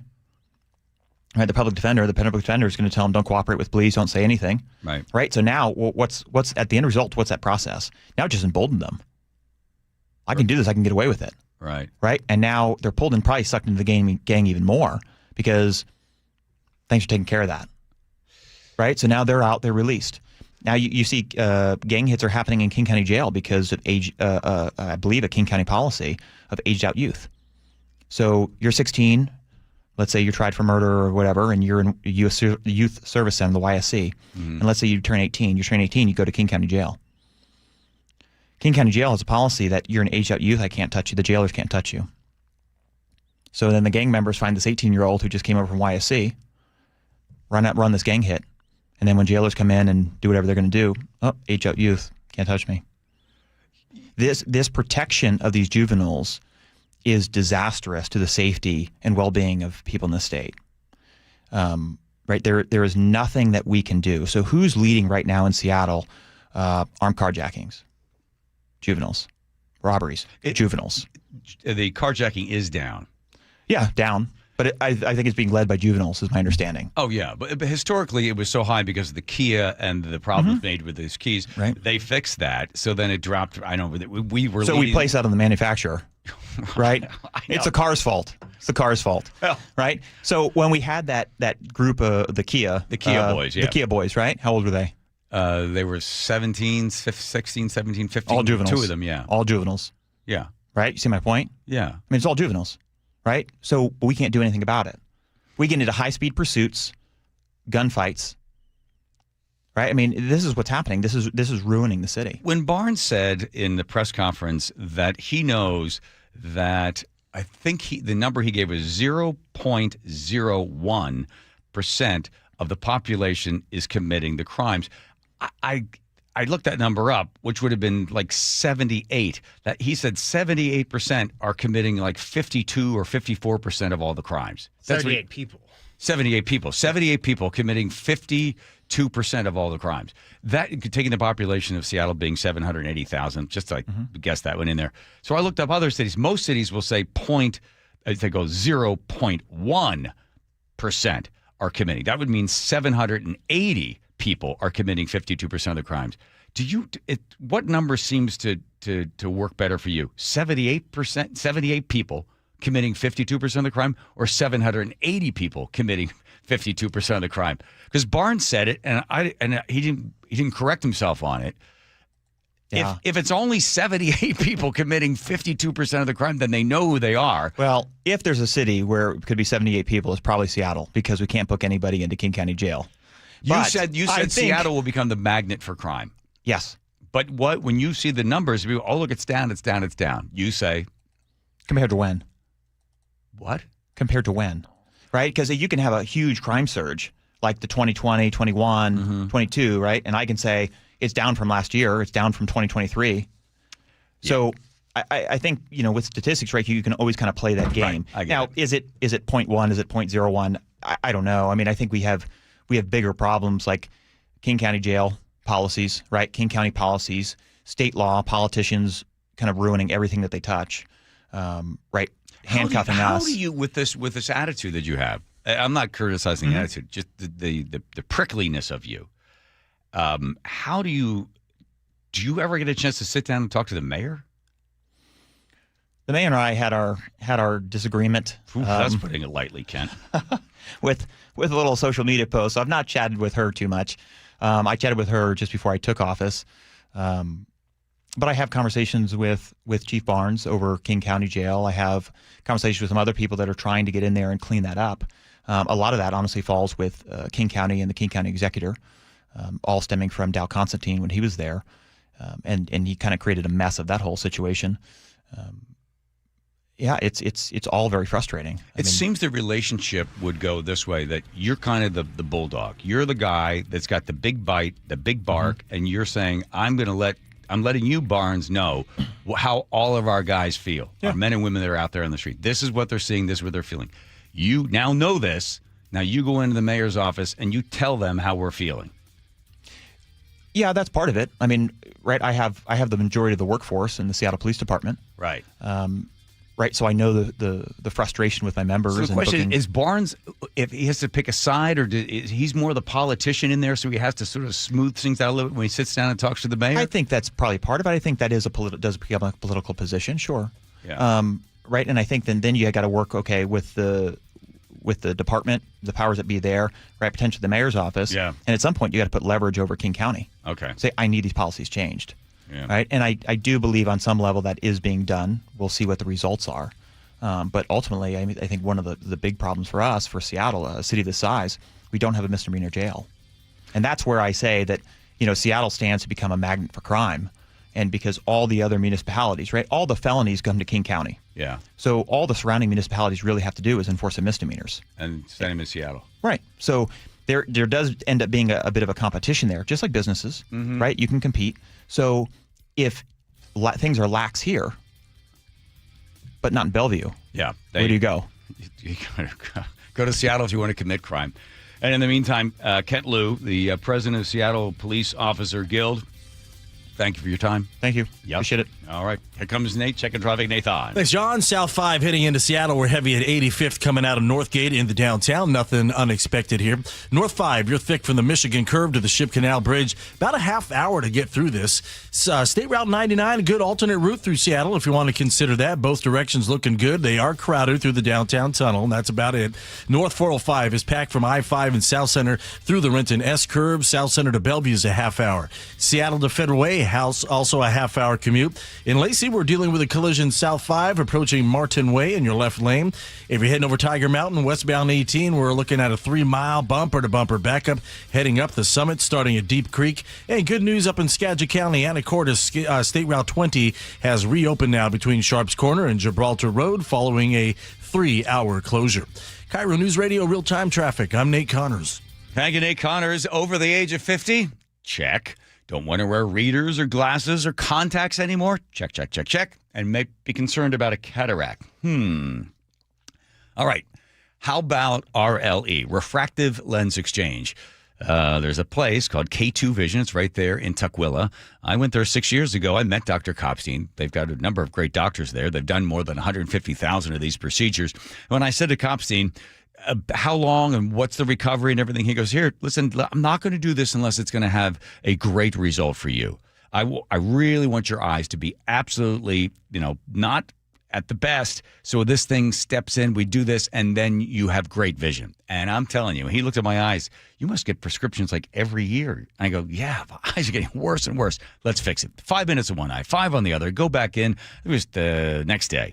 I have 20/20 vision. I'm 64 years old. I've got 20/20 vision. No more glasses, no more readers, no more contacts.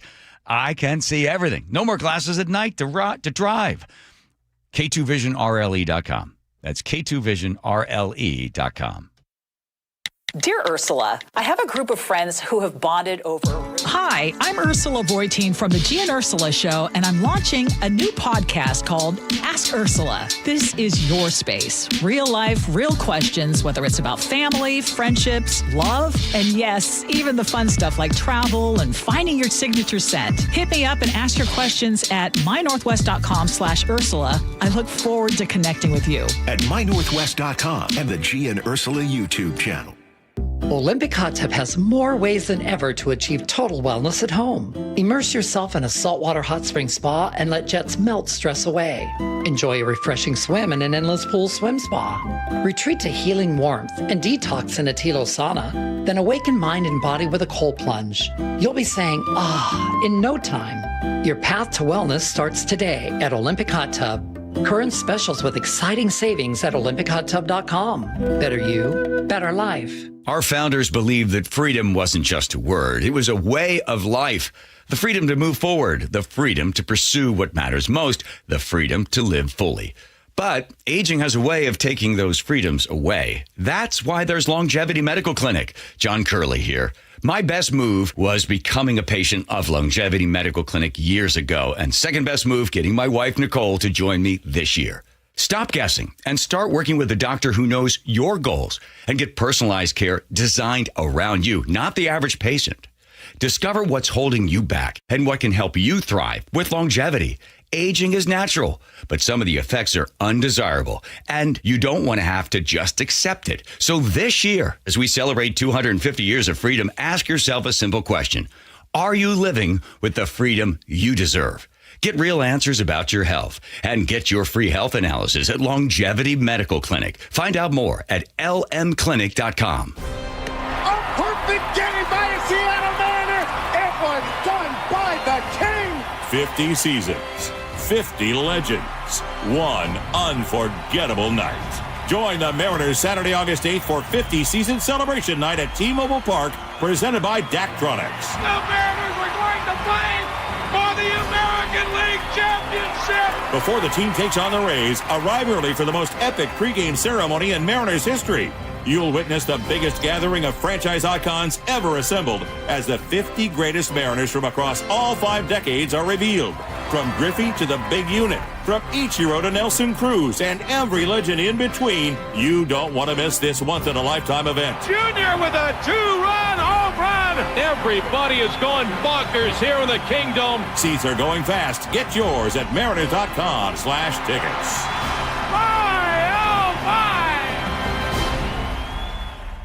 Did you know that 4,000 women are diagnosed with breast cancer every year in Washington state? I'm Dr. Suzette Miranda with Northwest Hope and Healing. We provide financial support for breast and gynecologic cancer patients in our community. Join us at Life in Color, a summer brunch, auction, and fashion show on August 23rd at the Somme Hotel in Woodinville for an unforgettable afternoon of inspiration. Get your tickets now for Life in Color on August 23rd at nwhopeandhealing.org. That's nwhopeandhealing.org. There's a sink at the brink and a drain that's a pain. DayandNight.net. Slow drain? Backed up toilet? Call Day and Night to save $100 off any drain cleaning. Hi, I'm Bruce with Day and Night Plumbing and Heating. From a slow drain to a major backup, no drain is too big or too small. Whether we're your first choice or smart second opinion, I guarantee our experts will solve any drain problem, day or night. Now get $100 off any drain cleaning. DayandNight.net. At Guardian Roofing, Gutters, and Insulation, we understand improving your home is an investment in your family, and we're here to help make it easier. With our flexible financing, keeping your family safe, comfortable, and dry has never been more affordable. For more than 20 years, Guardian has earned the trust of thousands of homeowners across the Pacific Northwest with a reputation for quality that lasts. So why wait? Start guarding your home today. Call or visit guardianroofing.com.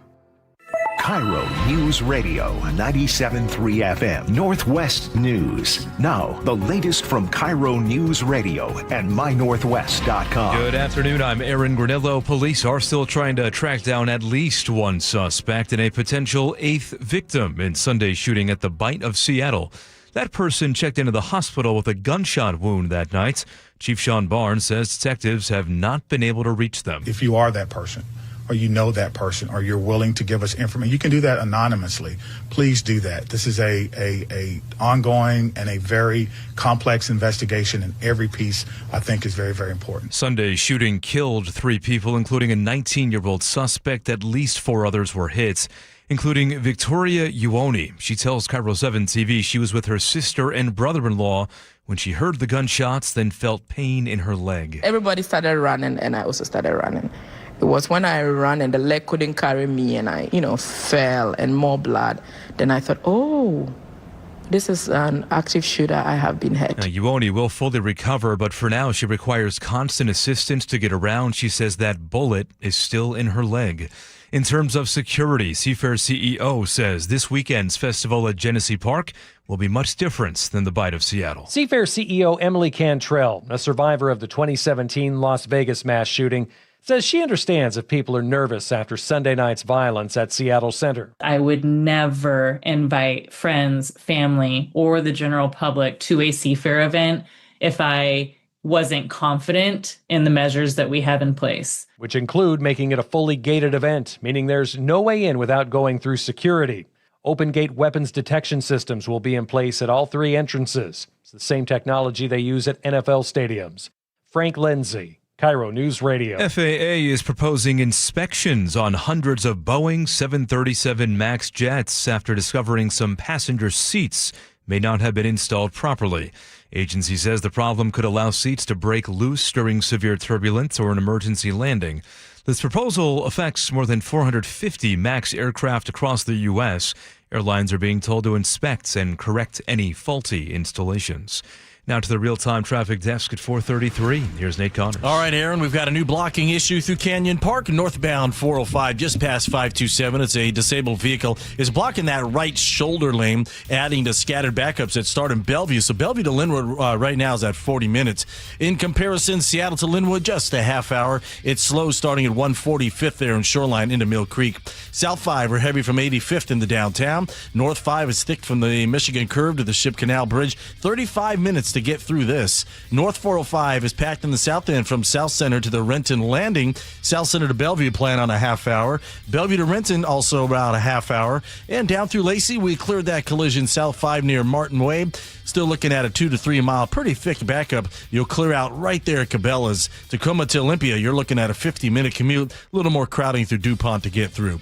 KIRO News Radio real-time traffic. I'm Nate Connors. And now to your forecast. We have some clouds around for tonight, a few sprinkles as well, ending this evening. Warmer through the end of the week, and a chance of some rain showers over Seafair weekend and more clouds as well. Right now, we have 73 degrees in downtown Seattle. I'm Aaron Granillo, KIRO News Radio. Your best source for local news. You're listening to KIRO News Radio, Northwest News. KIRO 7 Pinpoint Alert Days. Your advance notice to stay safe from heat, smoke, and summer storms. When weather threatens to disrupt your daily life and your plans, KIRO 7 sounds the alarm and alerts you days in advance. Stay informed, stay ready with KIRO 7 Pinpoint Weather only on KIRO 7 TV. Wow, look at you making an appearance on camera, Joe. Well said, well read. Yeah. That's we not can see supposed you. to happen. Yeah. Oh, I know it's Buc-ee's. Buc-ee's. Aaron's going to join in on this one.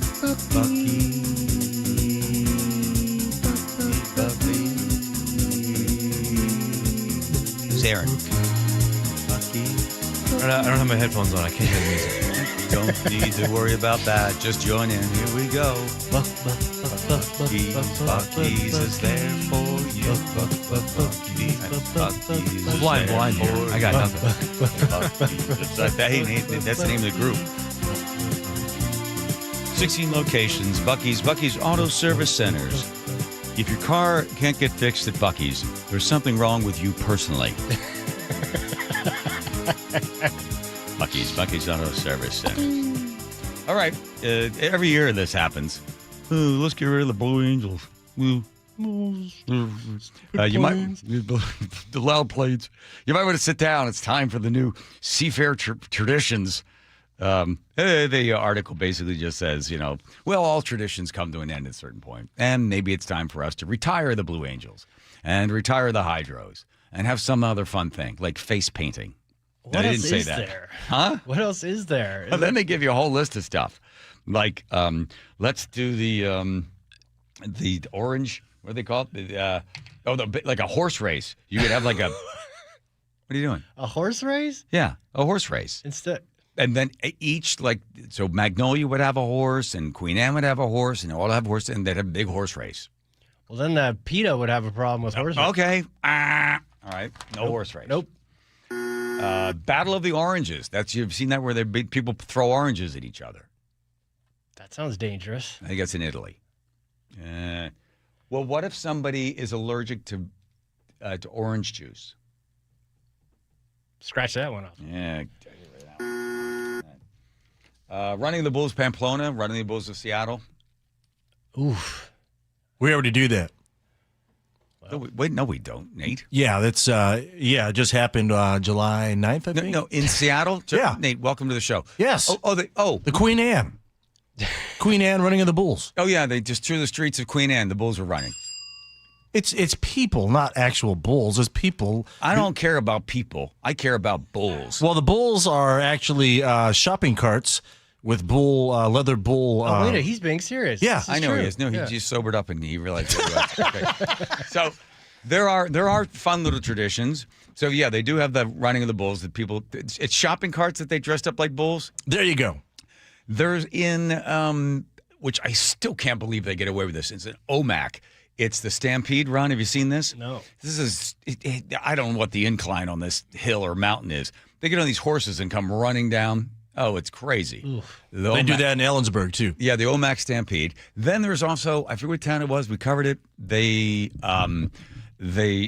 a toilet, and it's like an outhouse, or it's a toilet on skis. And they run. Oh, yeah, they run, yeah. Okay. Yeah. There's the wife carrying contest. I think they've got in Ireland where you got to carry your wife on your back and anywhere you want. But they're just trying to get rid of it. They said there's something else we could possibly do other than have these loud, horrible death machines flying overhead. And then also, let's face it, the hydros have sort of run their course. So let's think of some other things that we could possibly do. Every year this comes up. And this is the Seattle Times editorial board. Kate Riley, Blethen's in there, Davis, a bunch of other people just simply saying, yeah, you know what, let's retire it. Well, the problem is that's what people like the Blue Angels. There are very few cities that have ever done the Blue Angel thing and then decided to get rid of it. San Francisco has been trying to get rid of it. Listen, if they're still doing it in San Francisco, really, come on now. That's our crazy super liberal neighbor to the south. If they're doing it, we should still be doing it.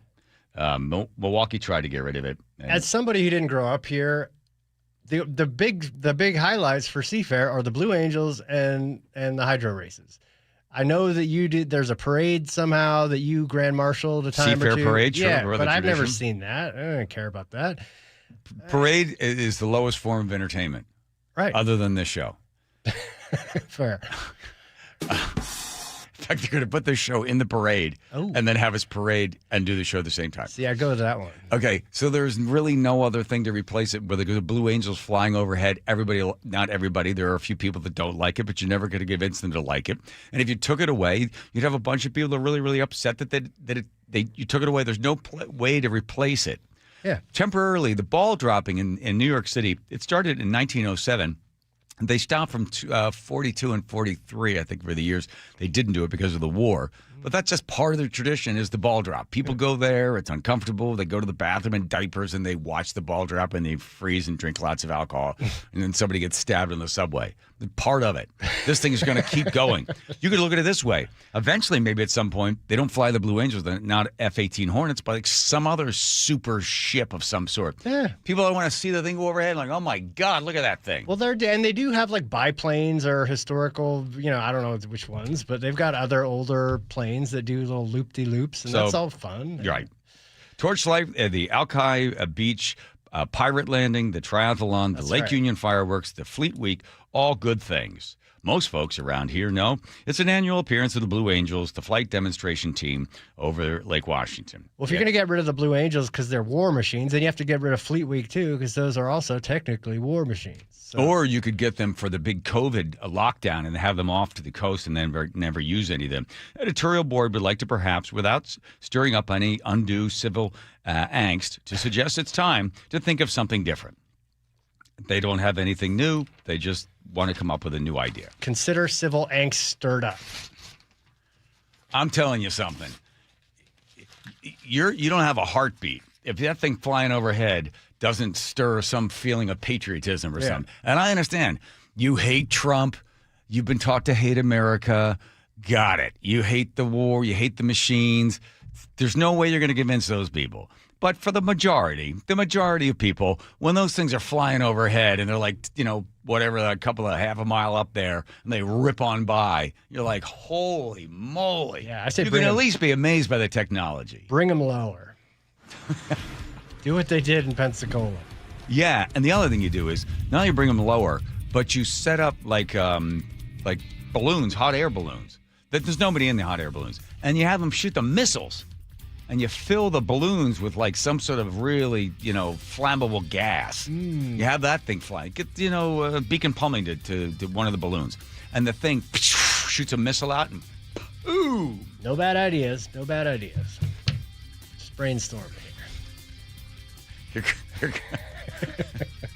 Here comes Nate with traffic. Nathan. Yep, Marysville, North 5 at State Route 528. We've got a stall partially blocking that left lane. It's got traffic stacked up to the Snohomish River Bridge.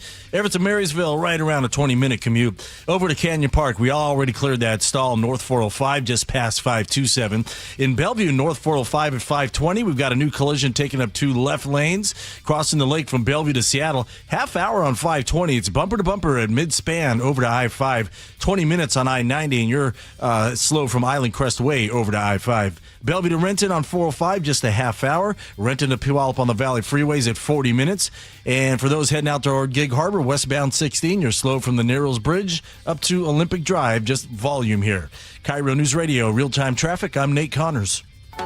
I heard a lot of gunfire. It really sounded like a firework at first. A community searching for answers. Breaking news, a mass shooting at Seattle Center. 500 plus people just like stampeding our way. It was horrible. The kids right there screaming, trying to get their dad. The station you trust when it matters most. Detectives are working to track down everyone involved. KIRO News Radio, 97.3 FM and mynorthwest.com.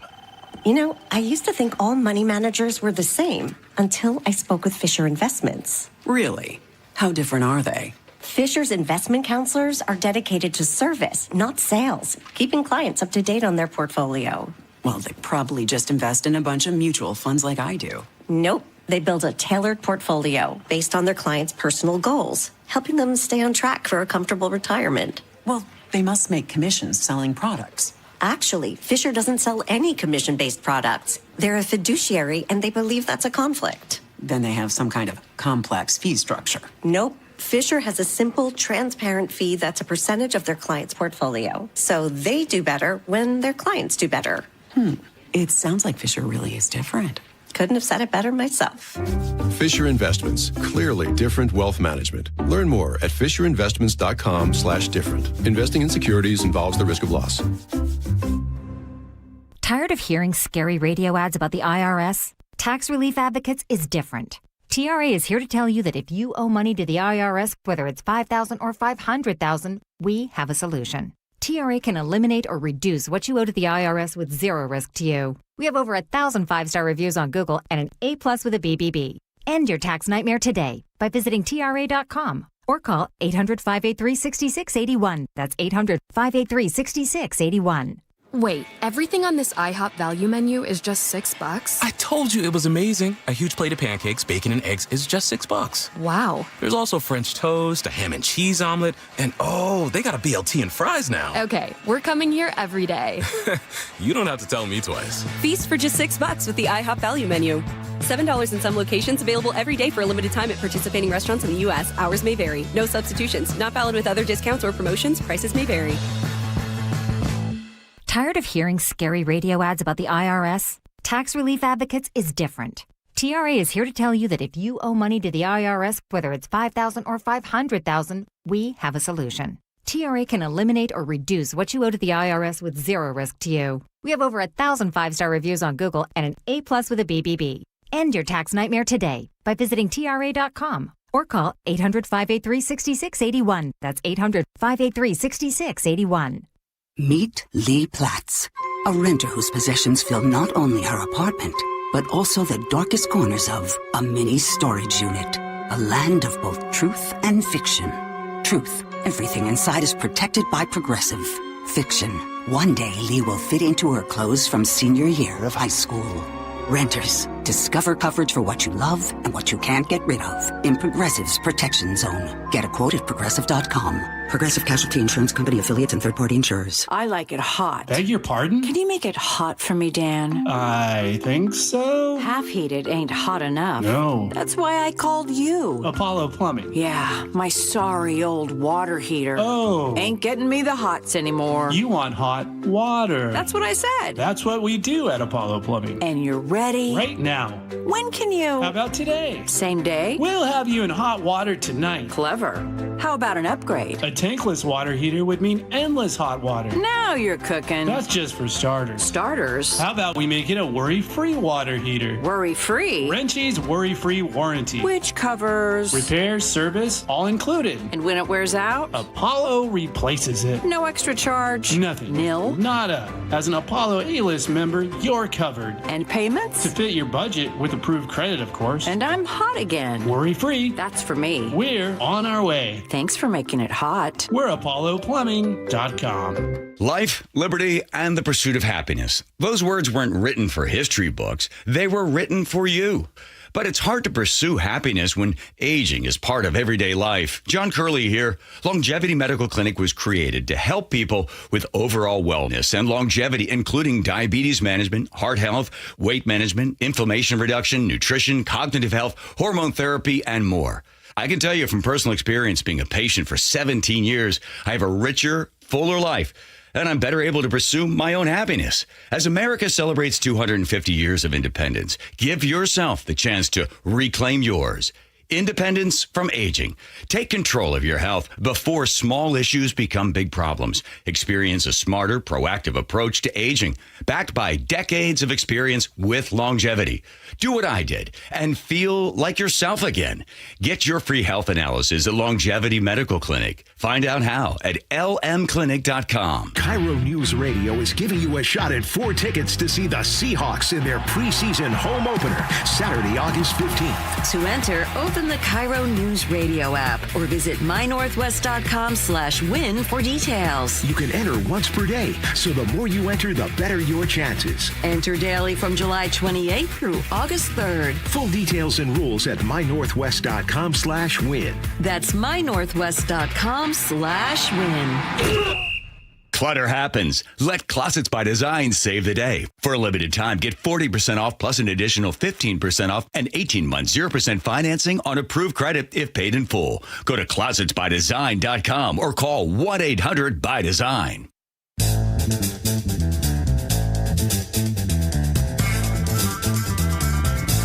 Here we go with the John Curley Show, and you coming along for the ride. By the way, so just a little bit we'll talk about. We got the man, Steve. Steve's going to come in. Yep. Steve Hickey's going to come in. He says he's got lots of information on these gangs, and also he had all the information that the news was waiting for, and he has to sort of be very careful as to when he releases the information. It's hard to be a independent journalist because you're not affiliated with something. You're getting the stuff faster because you're getting inside source information, but he doesn't want to embarrass anybody. So it's interesting to have him kind of walk us through what happened there on that Sunday and how he's able to get it. He's not going to out any of his sources, but he seems to have more than most, and just a little bit. In the meantime, the Bill Gates Foundation, and I didn't realize that old Joe Rogan let this guy on the show just rip up the Gates Foundation, what they did. I'll say this is an unintended consequence. Right? There was nothing malicious behind this, but here we go. So the Bill and Melinda Gates Foundation decided that there was too much malaria in Africa, right? Which you and I could probably agree with. Malaria is bad.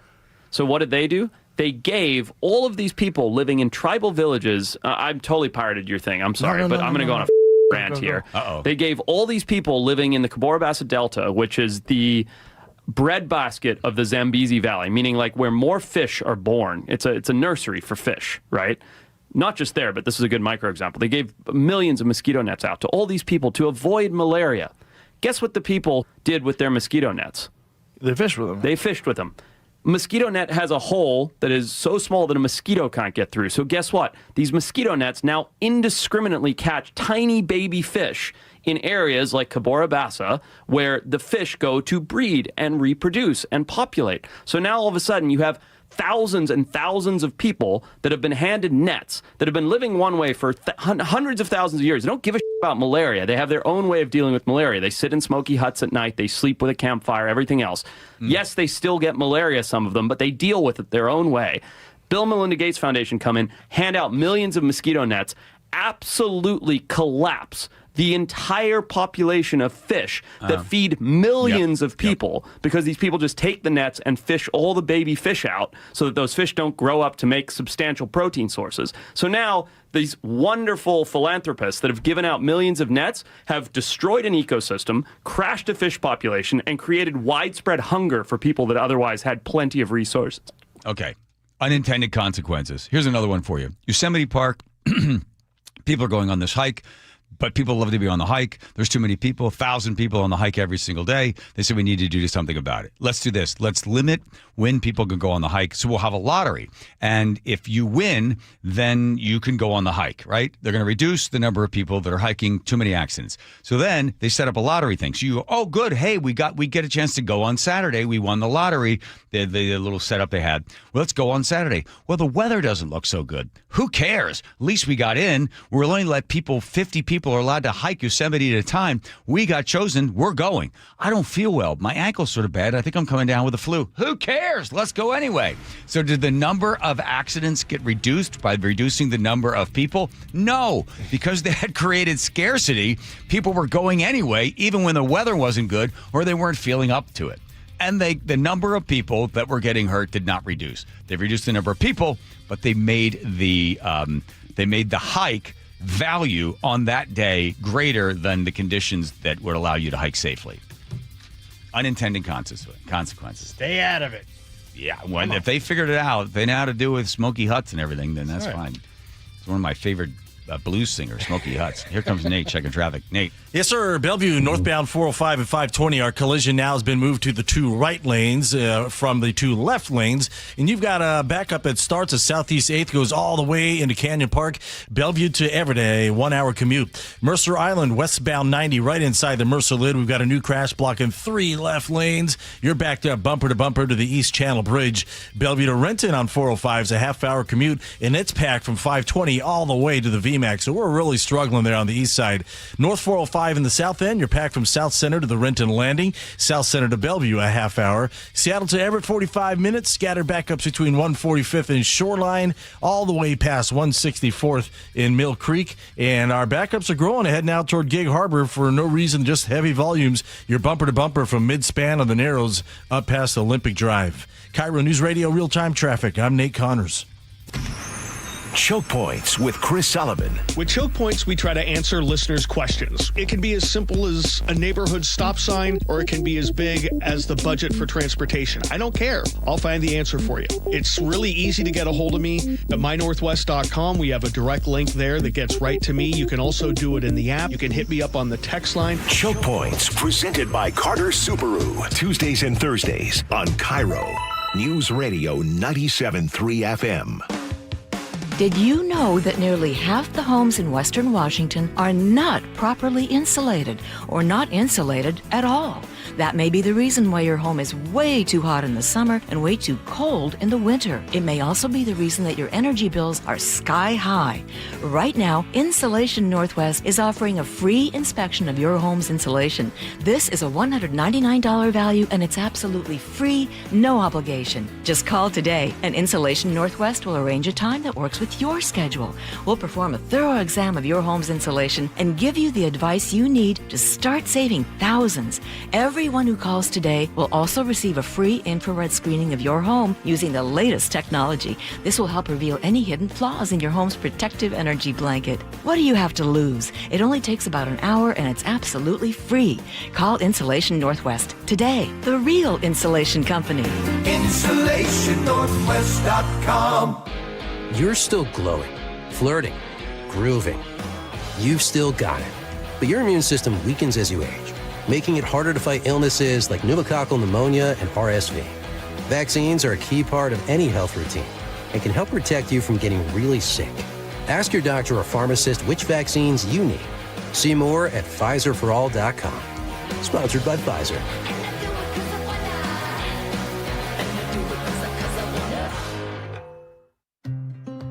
When I hit my 50s, I felt like things were slowing down. This is Sandra's Metamucil story. I started taking Metamucil for digestion, but had no idea it would impact so much more. Not only did Metamucil help me feel more regular, but my heart health saw the benefits too. Metamucil. One simple routine, 4 health benefits. Digestive health starts here. Go to Metamucil.com for more details. What would you do if the person you love needed round-the-clock care and you had no plan to pay for it? I was very worried about running out of money. When Mike's wife was diagnosed with dementia, he turned to LifePoint Law and Elder Law attorney Rajiv Nagayich. And then he said, "You're going to be okay, but we have to get through these steps." Then I felt a whole lot better going into it. It was still a very difficult process, but in the end, I knew that there was someone there that if I needed help, understood what I'm going through. LifePoint Law helped Mike protect his wife, his finances, and his future. They laid it out really well up front. They give you a very in-depth plan. There are so many things that you don't know. I could never have done it on my own. Register for a free LifePoint Law retirement planning seminar in Federal Way August 1st, Puyallup on the 4th, Tacoma on the 6th, or Bellevue August 8th. Space is limited, so sign up today at LifePointLaw.com. That's LifePointLaw.com. Download the KIRO Newsradio app, where you can watch us live or stream us live anywhere, anytime. How would this initiative, whatever this initiative is, how would he fund it? Stay connected everywhere. Download the KIRO Newsradio app. Clogged gutters? Not anymore. K-Guard by Guardian keeps leaves out, water flowing, and your home protected year-round. No maintenance, no rust, just lasting peace of mind. Guardian Roofing, the original Make Your Roof Last company. Visit guardianroofing.com. Did you know that 4,000 women are diagnosed with breast cancer every year in Washington state? I'm Dr. Suzette Miranda with Northwest Hope and Healing. We provide financial support for breast and gynecologic cancer patients in our community. Join us at Life in Color, a summer brunch, auction, and fashion show on August 23rd at the Somme Hotel in Woodinville for an unforgettable afternoon of inspiration. Get your tickets now for Life in Color on August 23rd at nwhopeandhealing.org. That's nwhopeandhealing.org. Good afternoon, I'm Aaron Granillo. Your best source for local news. Newly released police video shows the arrest of a 17-year-old. KIRO News Radio. Olympic Hot Tub has terrific ways to achieve total wellness at home. Saltwater hot tubs, swim spas, saunas, and cold plunges, all waiting for you. See our current specials with exciting savings at olympichottub.com. Better you, better life. Your best source for local news. KIRO News Radio. KIRO FM and HD1. Tacoma, Seattle. Northwest News. ABC News, I'm Dave Packer. Minutes ago, the Senate confirming U.S. Attorney Jay Clayton for National Intelligence Director. The vote along party lines. CENTCOM says that Iranian Revolutionary Guard forces fired multiple ballistic missiles in an attempted surprise attack at U.S. forces in the Middle East, and says all missiles were successfully intercepted. At Washington, D.C.'s National Cathedral today, the funeral for former Senator Lindsey Graham. Japan's public broadcaster NHK is now reporting that at least 2 people have been confirmed dead at a shopping mall that partially collapsed following today's massive earthquake. A judge in Georgia sentencing convicted 16-year-old high school shooter Colt Gray to life in prison without parole for killing 2 students and 2 teachers. This is ABC News. Visa confirms it's laying off 7% of its workforce, with the product and technology teams bearing the brunt of the losses. The company cited artificial intelligence, its stablecoin platform, and other businesses. A pilot in Southern California was forced to make an emergency landing on the beach when the small plane lost engine power shortly after takeoff. When that happens, we run by memory a very quick check to see if we can get the engine restarted. Not a lot much different than in your car. Pump the accelerator, check the ignition. Pilot David Bremner says he was only 1,000 feet up, so he aimed for Huntington Beach and glided to a light touchdown. Europe's soccer body is criticizing FIFA President Gianni Infantino's newest plan. He wants to create a $20 billion company to run the World Cup with private investors, including the Kushner family. FIFA is currently a Swiss-backed not-for-profit, including 211 national member federations who have to approve any plan. Dave Packer, ABC News.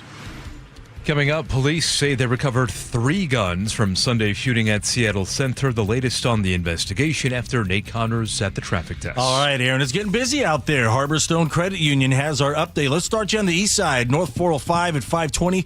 Collision blocks 2 right lanes. Your backup starts at Southeast 8th, and it is jam-packed all the way to the scene. And then after the scene, it starts to thin out, but it's still pretty tough all the way into Canyon Park. So Bellevue to Everett, right around a 1-hour commute. Westbound 90 on Mercer Island, just before the Mercer Lid, a crash blocks 3 left lanes. That leaves 1 lane open, and you're backed up to Bellevue Way. 35 minutes from Bellevue to Seattle. It's also 35 minutes on 520. Westbound is packed across the lake over to I-5. Bellevue to Renton, a half-hour commute. You're packed from 520 to the VMAC. Seattle to Everett, 45 minutes. Scattered backups from Shoreline into Mill Creek. Linwood to Seattle, 35 minutes, and it's jam-packed from 85th to I-90. North 5 packed at the Michigan curve to the Ship Canal Bridge. And in Lakewood, North 5 just past Bridgeport Way, we have a new crash blocking the right lane. Open a money market special online with 3.75 annual percentage yield with full access to your money the entire time at harborstone.com/money market. Insured by NCUA. KIRO News Radio, real-time traffic. I'm Nate Connors. KIRO News Radio, 97.3 FM, Northwest News. Now, the latest from KIRO News Radio and mynorthwest.com. Good evening, I'm Aaron Granello. Police say they've now recovered 3 guns from the scene of Sunday night's gang-related mass shooting at Seattle Center. They include a ghost gun that was taken from that 15-year-old suspect that night. Chief Sean Barnes says they also found a Glock 45 with a fully automatic switch. Our detectives believe that the polymer ghost gun and the Glock 45 were used in this act of violence, but we are still waiting on ballistic testing to be completed. Barnes says it looks like that third gun was not used. 3 people died, including one of the suspected shooters. KIRO News Radio's James Lynch has more from the mayor. Mayor Wilson says Sunday's deadly shooting shows the city must treat gun violence with a new urgency. She's bringing in a national expert on youth and gun violence and will work with groups like the National Network for Safe Communities and Cure Violence Global to stop gun violence. These are organizations with demonstrated track records of helping cities to stand up successful gun violence reduction strategies across the country. Chief Barnes says detectives have now recovered 3 guns, and they now believe they could be looking for more than one suspect. James Lynch, KIRO News Radio. In Pierce County, deputies have arrested a wanted 22-year-old man from a strong-arm robbery. This happened just before 5 yesterday morning when that suspect allegedly pulled a 65-year-old man from his truck on Pacific Avenue South and took off.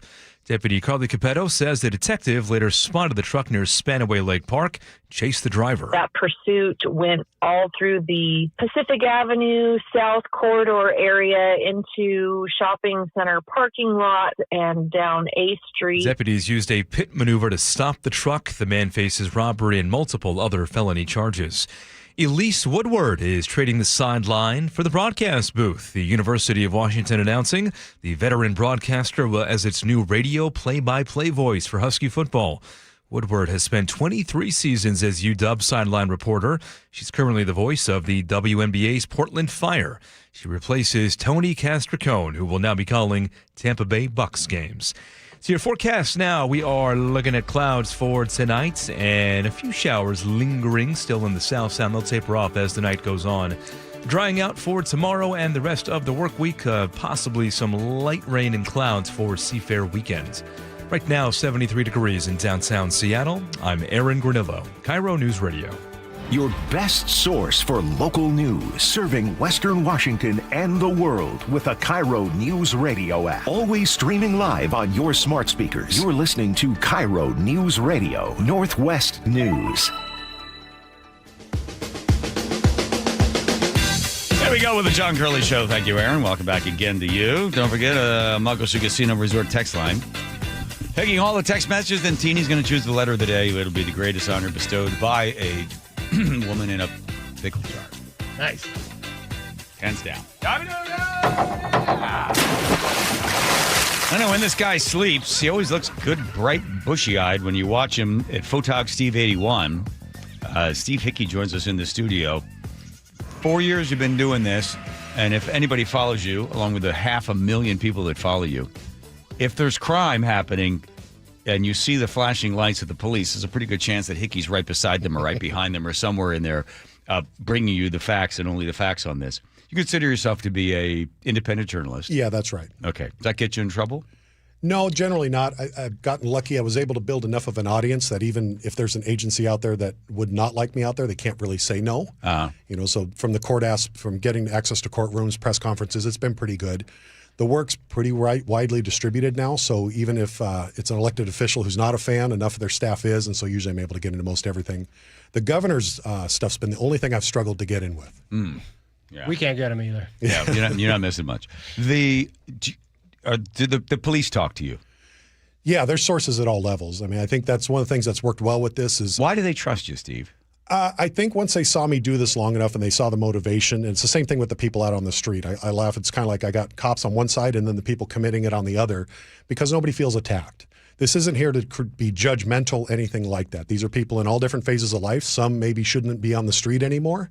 But at the end of the day, it's just stories of human life, human nature. We've been doing this stuff for thousands of years. It's not going to stop now. Right. So you're not grinding the axe. You're just simply saying, I'm going to present both sides of this thing. And you're pretty fair about it. So you mentioned the cops on one side, the people on the other. So you do have relationships with people that would be considered to be on the other. These are the people that are committing the crimes. Yeah. I think part of it is... and it's not that you're protecting them. You're just aware of their activities, what they're doing. Yeah, that's right. Did the police ever come to you, Steve Hickey, and say, hey, do you have any idea what one gang was in or what the beef is? That's happened. There have been a number of times where I've gotten information that's led to an arrest or led to conviction.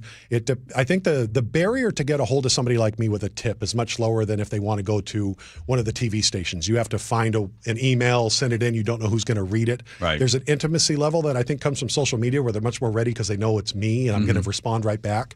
And then once that starts, and they can use anonymous accounts. So Crime Stoppers is another way, but a lot of people even there feel like, well, who's going to see it? And so if they send something that seems valuable, say, hey, do you want this to go to law enforcement? Is that why you're reaching out? And then from there, we figure out what happens next. On the other side, law enforcement's been a big source of leads and tips on a lot of these cases. Either one, to get out there when the scene is happening, or two, again, to try and lead towards an arrest. Let's talk about the shooting on Sunday there at the Bite of Seattle. So we're not going to speak specifically to the people who were involved in it, but to the idea that it was gang activity. They finally used the word gang rather than that's a big deal. For those who don't know, that was a big deal using the gang word. Why is that? A while back, we used to have a gang unit in Seattle, and then they got rid of it, and then they brought in GVRU, and I think what they talked about GVRU, Gun Violence Reduction Unit, and so they felt that gang in itself had negative connotations, was harsh towards certain parts of the community. I think what got missed and maybe isn't seen now is in some ways you want to be able to say, hey, there is an entire community that we're here serving, and then there's this other thing. This is separate from the normal type of crime that we're dealing with every day, and it's important to be able to segment that out and not blend it all in. I think that's where the gang unit can be effective. Yes, it is saying something about a very specific community, but that's the idea. This is different from the normal day-to-day law enforcement operation. Right. So let's talk about these gangs. And it's not the gang thing that people normally associate, right? It's not like they're not there trading drugs or selling drugs or women or whatever. This is a loosely affiliated young people under the age of? Typically under the age of 18, down as early as 13, we're seeing more and more. Okay. So, and if you think back to all the way back to the 90s and forward, you usually had 2 or 3 brand name gangs. There was a whole process to get into that gang. The way they communicated was usually person to person. Right. Now with social media, we have many more gangs coming in underneath that. When you talk about the Crips, there's dozens of factions down below that. Same thing with Bloods and all the other ones you can think of. And so in Seattle alone, we're dealing with over 36 different organizations. Now, they then answer up, but through social media, they're able to recruit much more quickly. And there isn't the jumping them in, jumping them out type thing. It's, hey, if you're here with us, we're talking, here's something we can do. And what they've realized, the age out here in Washington matters a lot, and that other states haven't had to deal with. So here you can, back when we started outlawing police pursuits, and Kias were so easy to steal. Right. It wasn't like they were stealing it just for a ride. They were stealing it to then potentially ram it through a building to then rob that building, a dispensary.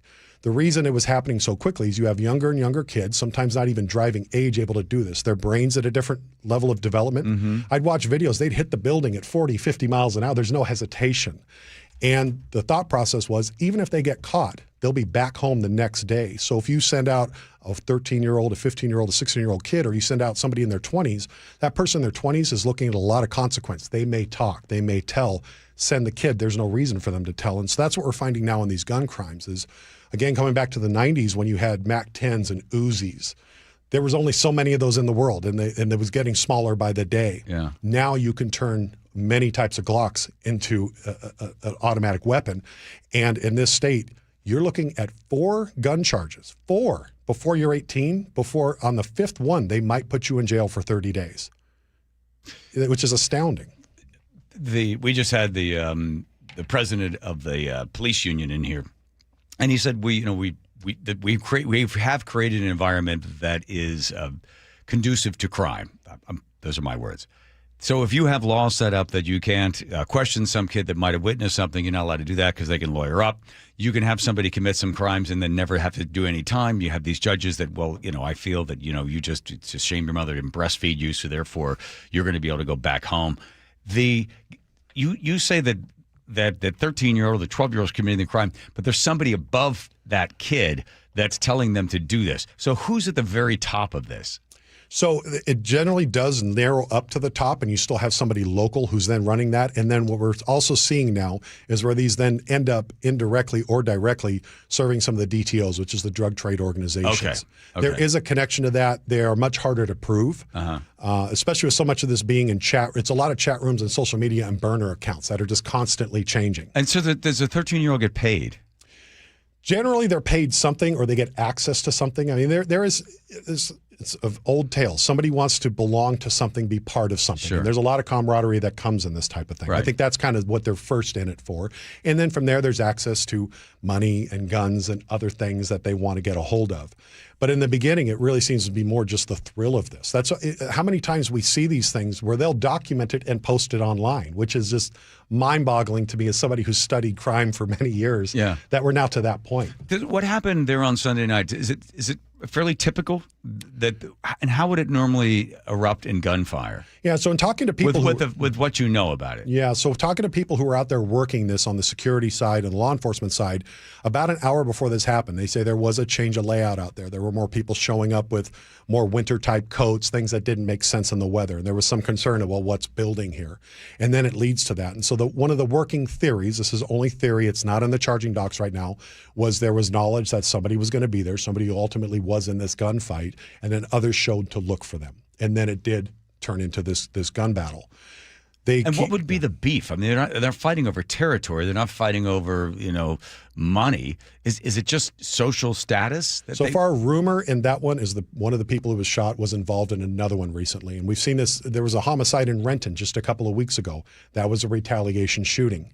Many of these end up being retaliation shootings. And that's another thing I think that the public and law enforcement, really city leaders, law enforcement understands it, but city leaders, these are not these once-in-a-lifetime, fork-in-the-road type stories where you think of you got a good kid who then just ends up at this spot and makes this one-time decision. Right. These are repeat offenders. We're getting kids now with 2, 3, 4, 5. What type of offenses? Typically, they're getting involved in some sort of robbery, and then they get found with a gun on them. And so the gun becomes a lower charge. They get more time for the robbery, but then it keeps building from there. Now they're in the system. The gun charge stuff's starting to build up by itself. Back the Chinatown parade last year where there were 3 kids. If you remember, yes. One of those is one of the people who I was talking about that is now in jail for murder. He has been charged, but they're waiting to do a decline hearing in August on him. He's another one where it's repeated gun charges. And that day he was caught simply because apparently he was mocking the mother of one of the victims. She then flagged police saying that person's been implicated in my son's homicide. They go make contact, and that's how they found those 3 kids, all with machine guns again, modified Glocks. Right. Have our lawmakers, with the intent to not throw away some kid's life, as they would say, or their brain's not fully developed, the prefrontal cortex, the amygdala, they're not fully developed till 25. So they've created an environment in which you can have some kid who's 13 who is never asked to be accountable for their behavior. Remember that cut from the Sound? I think it was a year and a half ago. The kid was in court and he was shocked that the judge was not going to access to tools that kill people that the rest of us are not even allowed to have. How do you stop it now? I think there's layers to it. Like anything, we do need laws. You can't just arrest your way around this, but that is going to be a component. Mm-hmm. We need to have stricter gun laws. And I think we need to look back at how we charge minors. I'm an advocate of people who believe that we don't want to just throw kids away. That makes sense in many cases. Yeah. I don't believe a modified machine gun is one of those cases. I don't believe it's a case if they fired the weapon. I don't believe it's a case if they're in an armed robbery. We need to get a clearer line that says, hey, over here, we still have some options here, some chances. Over here, we're going a different path. You're going to go to if you have a .38 revolver as opposed to some modified Glock. Do you really want to get into what type of weapon it was? In my belief, I think any time a firearm at that age is a significant problem. But I think at least at first step, because it seems to be we have to kind of go small incremental steps. If it was me and I got to just write it tomorrow and it was a bill and it was signed, it would be any minors with a firearm of any kind are looking at much more significant consequences. I also think we should look at offering. So right now we offer programs for the child, but we need to have programs for the parents as well. I don't think these parents are always okay with their kids out doing this, but they don't seem to know what to do. There's something not there, and I think there would be an opportunity to create programs for parents to learn how to deal with this stuff better. If you had your child at a very young age and you were going through the same things, it's now generational. You've already had this struggle. Let's have programs for them to also come and learn conflict resolution, different parenting styles. You can't just put it on the kid and you can't just put it on the parents. It's a mix of things going on there. There's a great organization called Parent Trust for Washington Children. It's amazing. But to the judicial system doesn't seem to really want to hold the kid accountable. The kids know they're not going to be held accountable. The people that are giving them the orders of what to do, they know, let's send a 12, 13, 14, 15-year-old out because there's nothing bad is going to happen to them. So go ahead and do that. So this case is, as you see what happened at the bite, they know people are going to be there. And the beef might have been something as simple as somebody insulted somebody online. Yes. Is that what it is? I don't know on that one. My understanding, shoot somebody because they assaulted you. It certainly happened that way. My understanding is one of the people may have been involved in one of the most recent shootings. That's what's been discussed online in a lot of these groups where these people are at. But at the end of the day, what they're really doing, if you haven't ever seen a Glock switch, a gun with a switch on it be fired, it looks kind of called the clips way down here. Mm-hmm. Those guns are not meant to be fired repeatedly. When you have a long rifle or an AR or something like that, you have a hand up here and back here, and it's against your shoulder. Here, it's one hand trying to hold it. It just sprays. Right. And if you get to something like the bite, there were no walls around there. It's going to keep going till it either hits a body or it goes overhead and falls back down and blocks away. That's why the casualty count was as high as it was. Casualty being alive or dead, just struck in some way, shape, or form. Is there was nothing for even people to hide around at that time. And it was pretty quickly because all those rounds were fired within 10 seconds. Speaking with Photog Steve, you can follow him online at Photog Steve 81. Yes. Yeah. The police have one more suspect they're looking for. That's my understanding. They've talked about possibly a fourth based on intel they're getting, but they're getting a lot of information now. A lot of people are turning in video. A lot of people are calling in. There are a little bit of overload, so I give them a little grace on that, but they are pretty firm on the third. It's so difficult for the police to follow up on this stuff, not only because they've changed the laws where the kids can lawyer up, but also like that poor family that lost their kid at Garfield. Was that 2 years ago or something like that? It was right at the end of school. They still haven't found the shooter. Right, I think the father was was he at Bite of Seattle? I think he was there. The chief said that he spoke with him. I don't know if he was at Bite of Seattle, but the chief of police talked to him, or the mayor talked to him before the press conference. Right, today. and the older these cases get, the harder it is for them to solve. But the kids don't want to talk. Nobody wants to talk because the word gets out that they said something. And by the way, it's not that they can lawyer up. They don't. The cops aren't even allowed to question them. That's right. There's no questioning. And so in that moment, let's say this kid's in a state of shock and says, I want to tell what I said. They're going to wait. And by the time they get home, their parents are going to say, wait, was this gang related? What if you talk? What if? And then pretty quickly, nobody's going to talk. And it's a valid trauma response for that child or the parent to have a day and think, I don't want to participate at all. But then here we are 2 years later, no arrest, a kid blasted at a school in front of dozens of witnesses. Right. So where's the shooter now? What else have they been involved in? So, again, another law that There's made probably sense. a pretty good chance that whoever pulled the trigger and shot and killed that young man has probably pulled the trigger before. Absolutely. Right. That you don't commit one crime and then not. It's a pattern of behavior. Especially one that brazen. In front of everybody after school. Yes. The concern that people have now, they're saying, oh, we're going to go to Seafair, but I'm concerned about my safety. Is that chances of being shot in a crossfire because some 15-year-old punk ass decides he wants to fire his gun at someone? It happens enough that people are aware of it, but it's not something where everyone needs to all of a sudden have security everywhere and everybody is getting wanded. Yeah, I'm not changing my behavior, and I'm not a small guy, but bullets hurt me the same as anybody else. My life is not changing because of these types of acts of violence. Statistically, it's extremely low level, but when they happen, they are big deals. Seafair is a little bit better. There is more control points. When you get to the Seattle Center, this wasn't inside the fence of Bite, is my understanding. It was outside. Everybody can come from everywhere. Seafair does have control points because they are selling tickets just to enter, so they're going to be much better about locking that down. I think also Seafair is a much warmer time. If you see people around in puffer jackets and so on, you might want to. It's getting close to profiling, but it is very odd in the 80s to be wearing a puffer jacket. The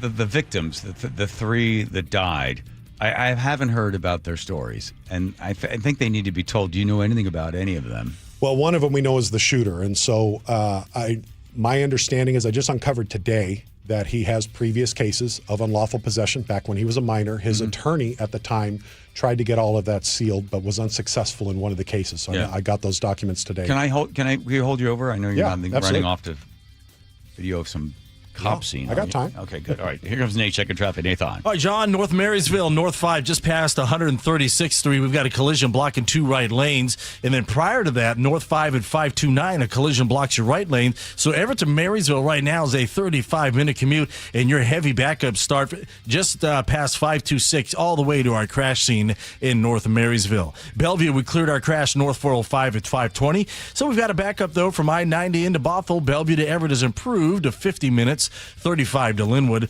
On Mercer Island, westbound 90, just before the Mercer Tunnel, a crash blocks 3 left lanes. 1 lane is open. You're backed up to 405. It's 50 minutes from Bellevue to Seattle. Westbound 520, it's a half-hour drive from Bellevue, and you're packed from 84th to I-5. Linwood to Seattle, 25 minutes. North 5, you're packed at the Michigan curve to the Ship Canal Bridge. In Lakewood, we still got our crash. North 5, just past Bridgeport Way in your right lane. You're backed up to Berkeley. Olympia to Tacoma, 40 minutes. Going the other way, Tacoma to Olympia, also 40 minutes. KIRO News Radio, real-time traffic. I'm Nate Connors. Thank you, Nate Connors. Parts of the house aren't functioning because there's just not enough storage, but if everything is a place and there's a place for everything, it just makes you feel better, reduces the stress, and you can then put things where they need to be and then find them later on. That's because you've got better closets. People don't think about this much until all of a sudden they realize, man, we can't put anything in the garage anymore. And where's this thing in the pantry? And why do we have these things on the floor in the bathroom? How about some decent cabinets and closets?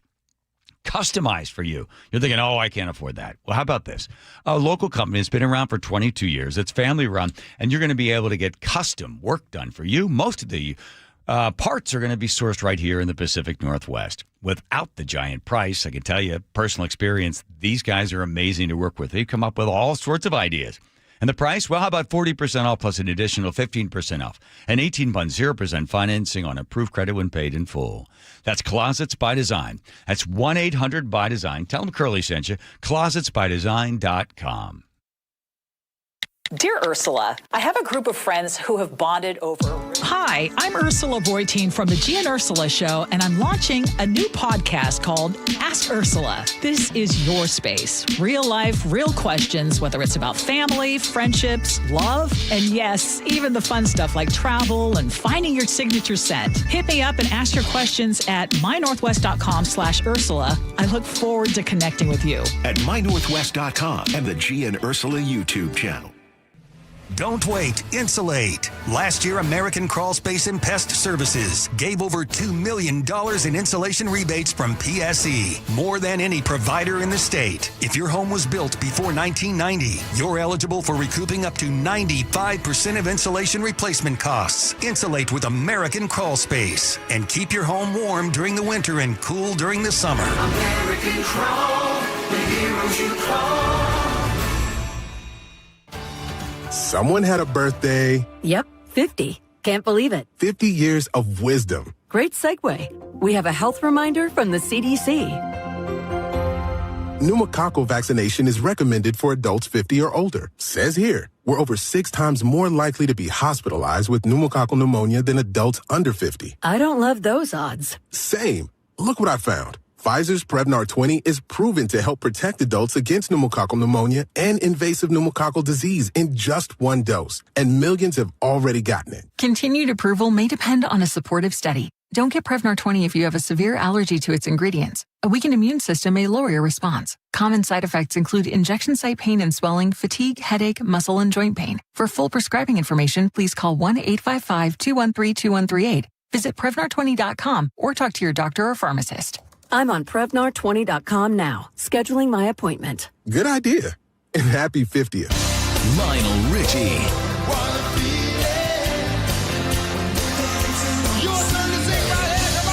And Earth, Wind, and Fire. The tour continues. Seattle, you're invited to sing a song all night long. Lionel Richie and Earth, Wind & Fire together in one magical night you don't want to miss. Climate Pledge Arena, August 3rd. Get tickets starting at $34 at livenation.com. Your old water heater's starting to peter. DayandNight.net. Day and Night has $150 off installation of any new water heater, including tankless, backed by a free lifetime warranty. Hi, I'm Bruce. When your old water heater leaks or fails, the damage could be catastrophic. Whether you need an emergency replacement or you're planning ahead before it leaks, give us a call and we'll help you get into hot water again. Get $150 off installation of any new water heater. DayandNight.net. This is Justin Shirley, CEO of State Roofing and Exteriors. Our summertime savings event means 0 down, 0 payments, and 0 interest for up to 24 months, backed by our unbeatable warranties. Call 866-ROOF-ROOF or visit stateroofing.com today. If the world were like a Sleep Number mattress, everything would adapt for your comfort. Your coffee would never get cold. Your flight would always be on time. And your mattress would always respond to you and your unique sleep needs. Sleep Number mattresses are designed to respond to your body and shift with your changing life, helping you fall asleep faster and stay asleep longer. To experience a whole new world of comfort, visit a Sleep Number store or go to sleepnumber.com. Sleep Number, to a good life sleep. Everywhere you look, things are getting more expensive. But at Consumer Cellular, we're lowering the price for those 50 and up. Now you can get unlimited everything for just $35 a line. That's $35 a month for unlimited talk, text, and data. Switch to the carrier ranked #1 in network coverage and customer satisfaction and get unlimited everything for just $35 a month. Call 1-888-FREEDOM or visit Consumer Cellular online or in-store today. Price includes $5 credit for autopay and e-billing. Taxes and fees apply. Data speeds reduced after 35 gigabytes. Rankings done by 2025 ACSI survey. KIRO News Radio 97.3 FM, Northwest News. Now, the latest from KIRO News Radio and mynorthwest.com. Good evening, I'm Aaron Granillo. One of those victims from Sunday's Bite of Seattle shooting says she didn't realize at first she'd been shot. Victoria Uoni telling KIRO 7 TV. Once I saw the wound and the way the blood was coming out, I don't know why I still didn't register that maybe I've been hit. Uoni says when she started to run away, her leg gave out. Bystanders wrapped T-shirts around her leg before medics arrived and took her to Harborview. At least 6 others were hit. 3 died, including that 19-year-old suspect. Police Chief Sean Barnes says at least 1 more suspect is on the run, and detectives also want to speak with the potential 8th victim. This person checked himself in with a potential gunshot wound. Due to legal barriers, we're unable to acquire the identity of this person. Barnes says they've recovered 14 shell casings from the scene, along with 3 firearms, including a ghost gun. It was taken from that 15-year-old suspect who's still in custody. Meanwhile, some attendees at the Bite of Seattle are questioning the level of security at Seattle Center. When I walked in that day, it felt very risky. Just being there, it felt like something bad could happen. Justin Smith, who ran 4 blocks to escape the gunfire, tells the Gian Ursula Show there's a big difference between Seattle Center and ticketed venues. Obviously, nobody's going to come into a Mariners game or a Seahawks game with an AR or a gun, right? Because there's so many security measures, they would be stopped by somebody before they came into that big crowd of people. But this kind of environment, they don't have that security. Frank Lindsay, KIRO News Radio. FAA is telling airlines to inspect hundreds of Boeing 737 MAX jets after reports that some seats may have been installed incorrectly. This proposed directive covers more than 450 MAX aircraft in the U.S. Regulators say improperly secured seats could come loose during severe turbulence or an emergency landing. FAA is calling for detailed inspections. Boeing says it is working with airlines on the issue. Now to the real-time traffic desk. We check in with Nate Connors. Hey, thanks, Aaron. Up in North Marysville, North 5, just past 136th Street. It's a stalled semi that's blocking your 2 right lanes. There is good news. We have a Class C tow that just showed up on scene hooking it up, so this should be cleared momentarily. Prior to this, North 5 at 529, a collision blocks the right lane. So Everett to Marysville right now is a 40-minute drive with heavy backups from 526 into North Marysville. That's about a good half-hour delay right there. Mercer Island, westbound 90, just before the Mercer Lid, where you've got improvements, crash blocking just the HOV lane now and the on-ramp from 80th. But we opened up a couple lanes for you, but the backup extends all the way into Eastgate on the east side of 405. 50 minutes from Bellevue to Seattle. Westbound 520, it's a half-hour trip from Bellevue, and we're packed from 84th to I-5. Linwood to Seattle, 25 minutes. It's heavy at Lake City Way in the downtown. North 5 is now packed starting at the north end of Boeing Field to the Ship Canal Bridge. We're up to 35 minutes now to get through this. Still looking at a collision in Lakewood. North 5 just past Bridgeport. In your right lane, you're backed up to Berkeley. Olympia to Tacoma has climbed just a bit to 45 minutes. KIRO News Radio real-time traffic. I'm Nate Connors. Thank you, Nate. See your forecast now. Mostly cloudy skies at this hour. A few sprinkles around in the south sound. They'll end later on tonight. Warmer through the end of this week. We are looking at a chance of showers and more clouds over Seafair weekend. Right now, 73 degrees in downtown Seattle. I'm Aaron Granillo, KIRO News Radio. Your best source for local news. You're listening to KIRO News Radio, Northwest News. All right, here we go. Teeny, I'll just handle it real fast. We get back into this thing. Wilcox Lane Farm Eggs, thanks a lot for being able to sponsor this segment of the John Curley Show. Thank you very much to Wilcox Lane Farm Eggs. Freshest eggs been anywhere around. Yum! All right, thank you, Teeny. And before the break, we did mention the fact that no one talks about the victims. And this, just as you were saying, that an email came through for KIRO 7 editor, letting us know that there's a couple of GoFundMe campaigns that have been set up. Ashley, 56-year-old, standing in line getting cotton candy with her daughter and her future son-in-law, Ben, passing away. Surgery at Harborview after giving her final I love yous to her daughter. So they're trying to raise $40,000 for a funeral. And then Carlos, 44, father of 3, a primary provider, left the wife and 3 children, also funeral costs. They have raised almost $50,000. They're trying to get $90,000 to be able to bury their father. You can find these at mynorthwest.com. If you are so moved, a donation of any amount, I'm sure, is appreciated. All right, Steve Hickey. So the big, I kept saying it's just a stupid blow up, the press conference. So the press had to wait 5 hours. The idea that, we have to wait for dignitaries. What did you find behind that whole story? Yeah, so when it came out, and it's an interesting part of the story but it certainly doesn't affect the investigation. But typically in a big event like this, especially with someone like SPD, where you have an entire division inside the organization to handle press and big incidences and even daily business, usually within 90 minutes is the expectation. Now, we got out there, it's a big space. We see FBI, ATF, who's going to be in charge. So we were expecting it to take a little longer. Then it keeps going and going and going. Then they call us all over to an area, and then it still continues on.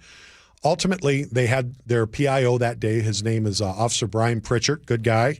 And I deal with him frequently. We all do. And we see he comes out to scenes and does interviews. He's saying, hey, we're still waiting. We're still getting some stuff together.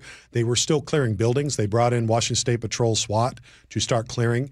That didn't mean that we needed to hold, but they weren't ready yet. Ultimately, we start getting towards the 10 o'clock time. And I'll tell you, all the TV reporters especially started getting really tense. Right, because they got 11 o'clock. You got the 11, right? That's it. And so come around 10:30, that's when they're told, hey, he comes back up, says, we need some more time. We're waiting on dignitaries. Now, by that point, we'd already seen the governor. Is that a word they use a lot, dignitaries? It's the first time I'd heard it, and I kind of felt like he was trying to not let the cat out of the bag instead of just saying who it was. But we had seen the governor down line. We had seen the mayor there for some time down line, far away in this huddle. What we didn't know is also Pramila Jayapal was also apparently going to be there. Mm-hmm. She was the last one we saw. We don't know if she arrived last, but she was last to be on. And so at that point, Jeremy Harris from Como, who is a very measured and calm person, really laid into Brian saying, this is ridiculous. We should get a rundown. At that point, he goes back and they start bringing them forward and they do their rundown. And it was really the mayor led it. The governor didn't speak much except towards one question. I think he was there more for presence, and that's appropriate for something this size. I think for the governor to be there. Pramila Jayapal spoke briefly as well, but I didn't get their exact purpose outside of just to be there to stand with everybody. The mayor handled most of it, and then the assistant chief spoke.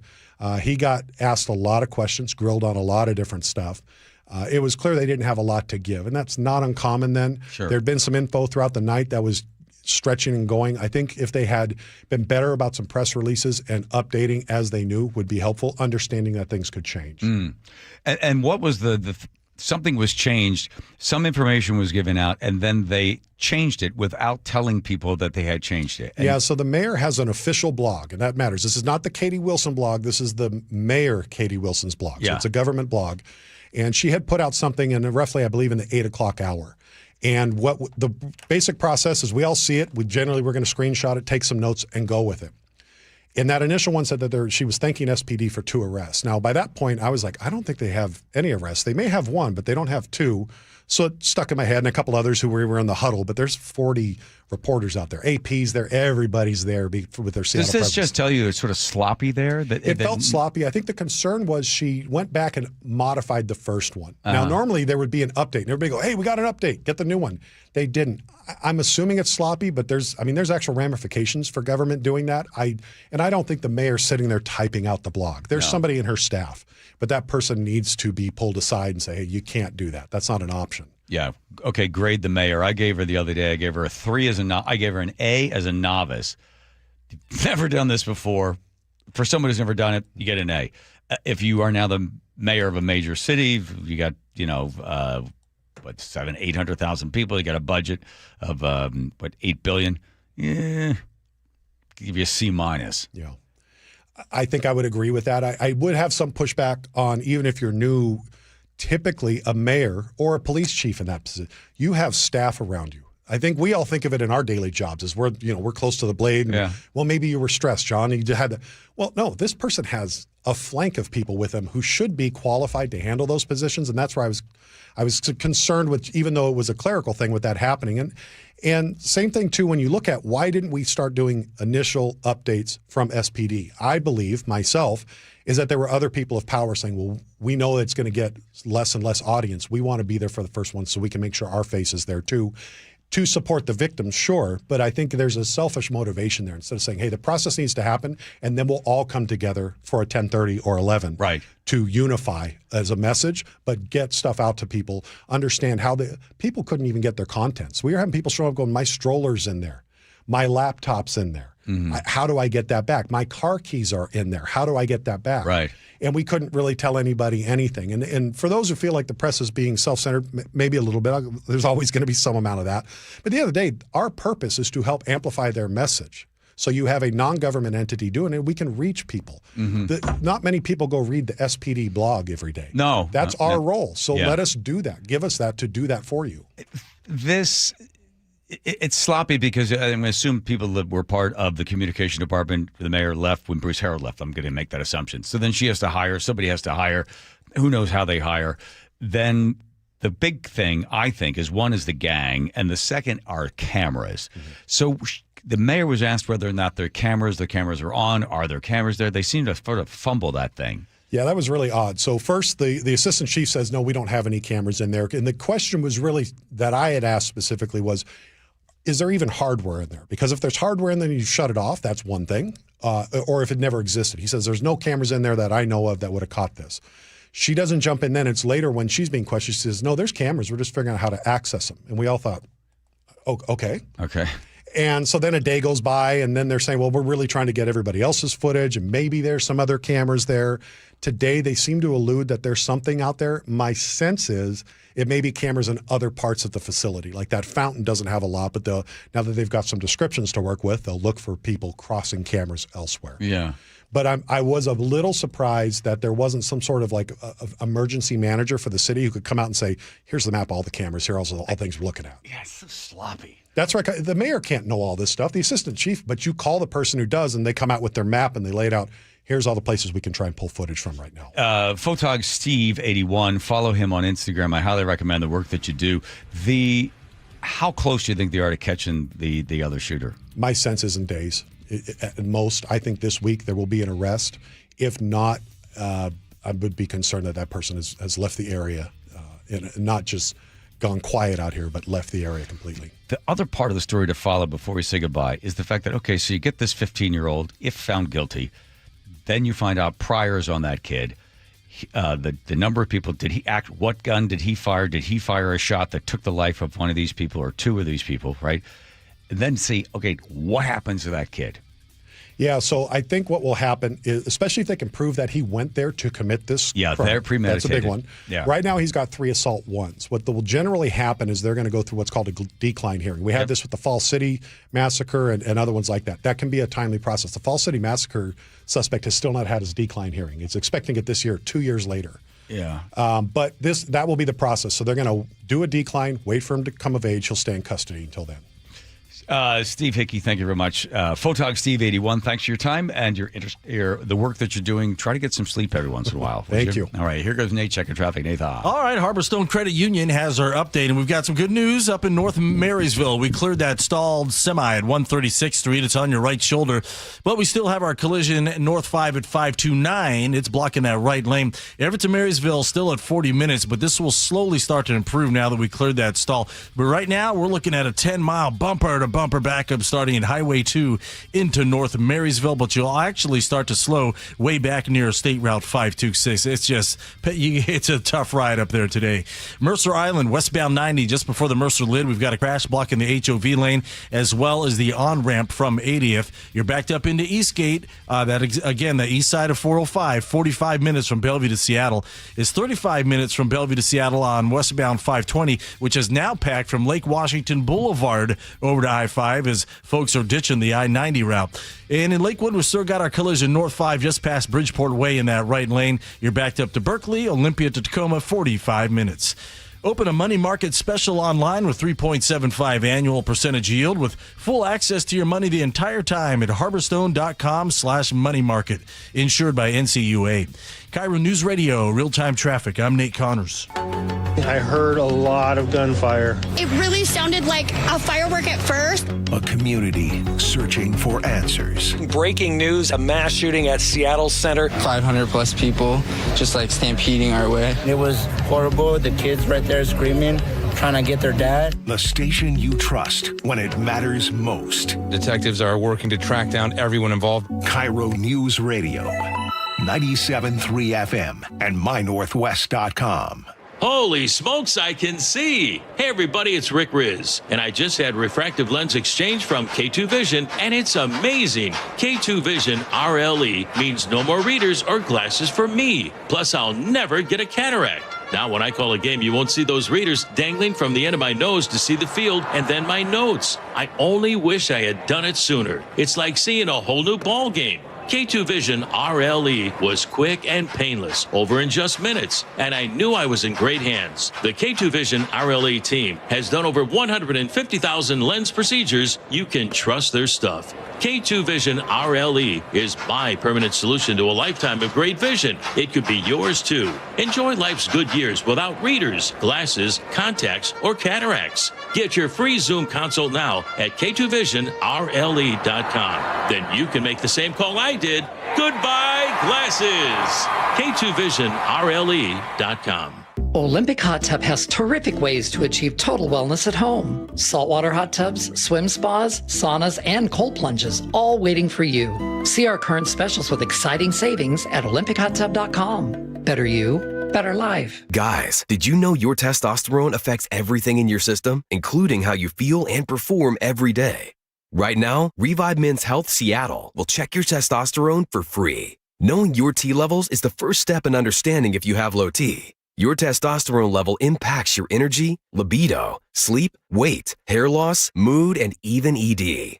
Maintaining an appropriate T level can change your whole life. Most men start to see changes in their hormone levels in their 30s. Experience and results matter. So what are you waiting for? Get your T levels checked today by local, experienced, and trusted men's health experts. They've helped thousands of men since 2011. They're so confident they can help you, they even guarantee it. Call Revive today and schedule your free testosterone test, free exam, and free consultation.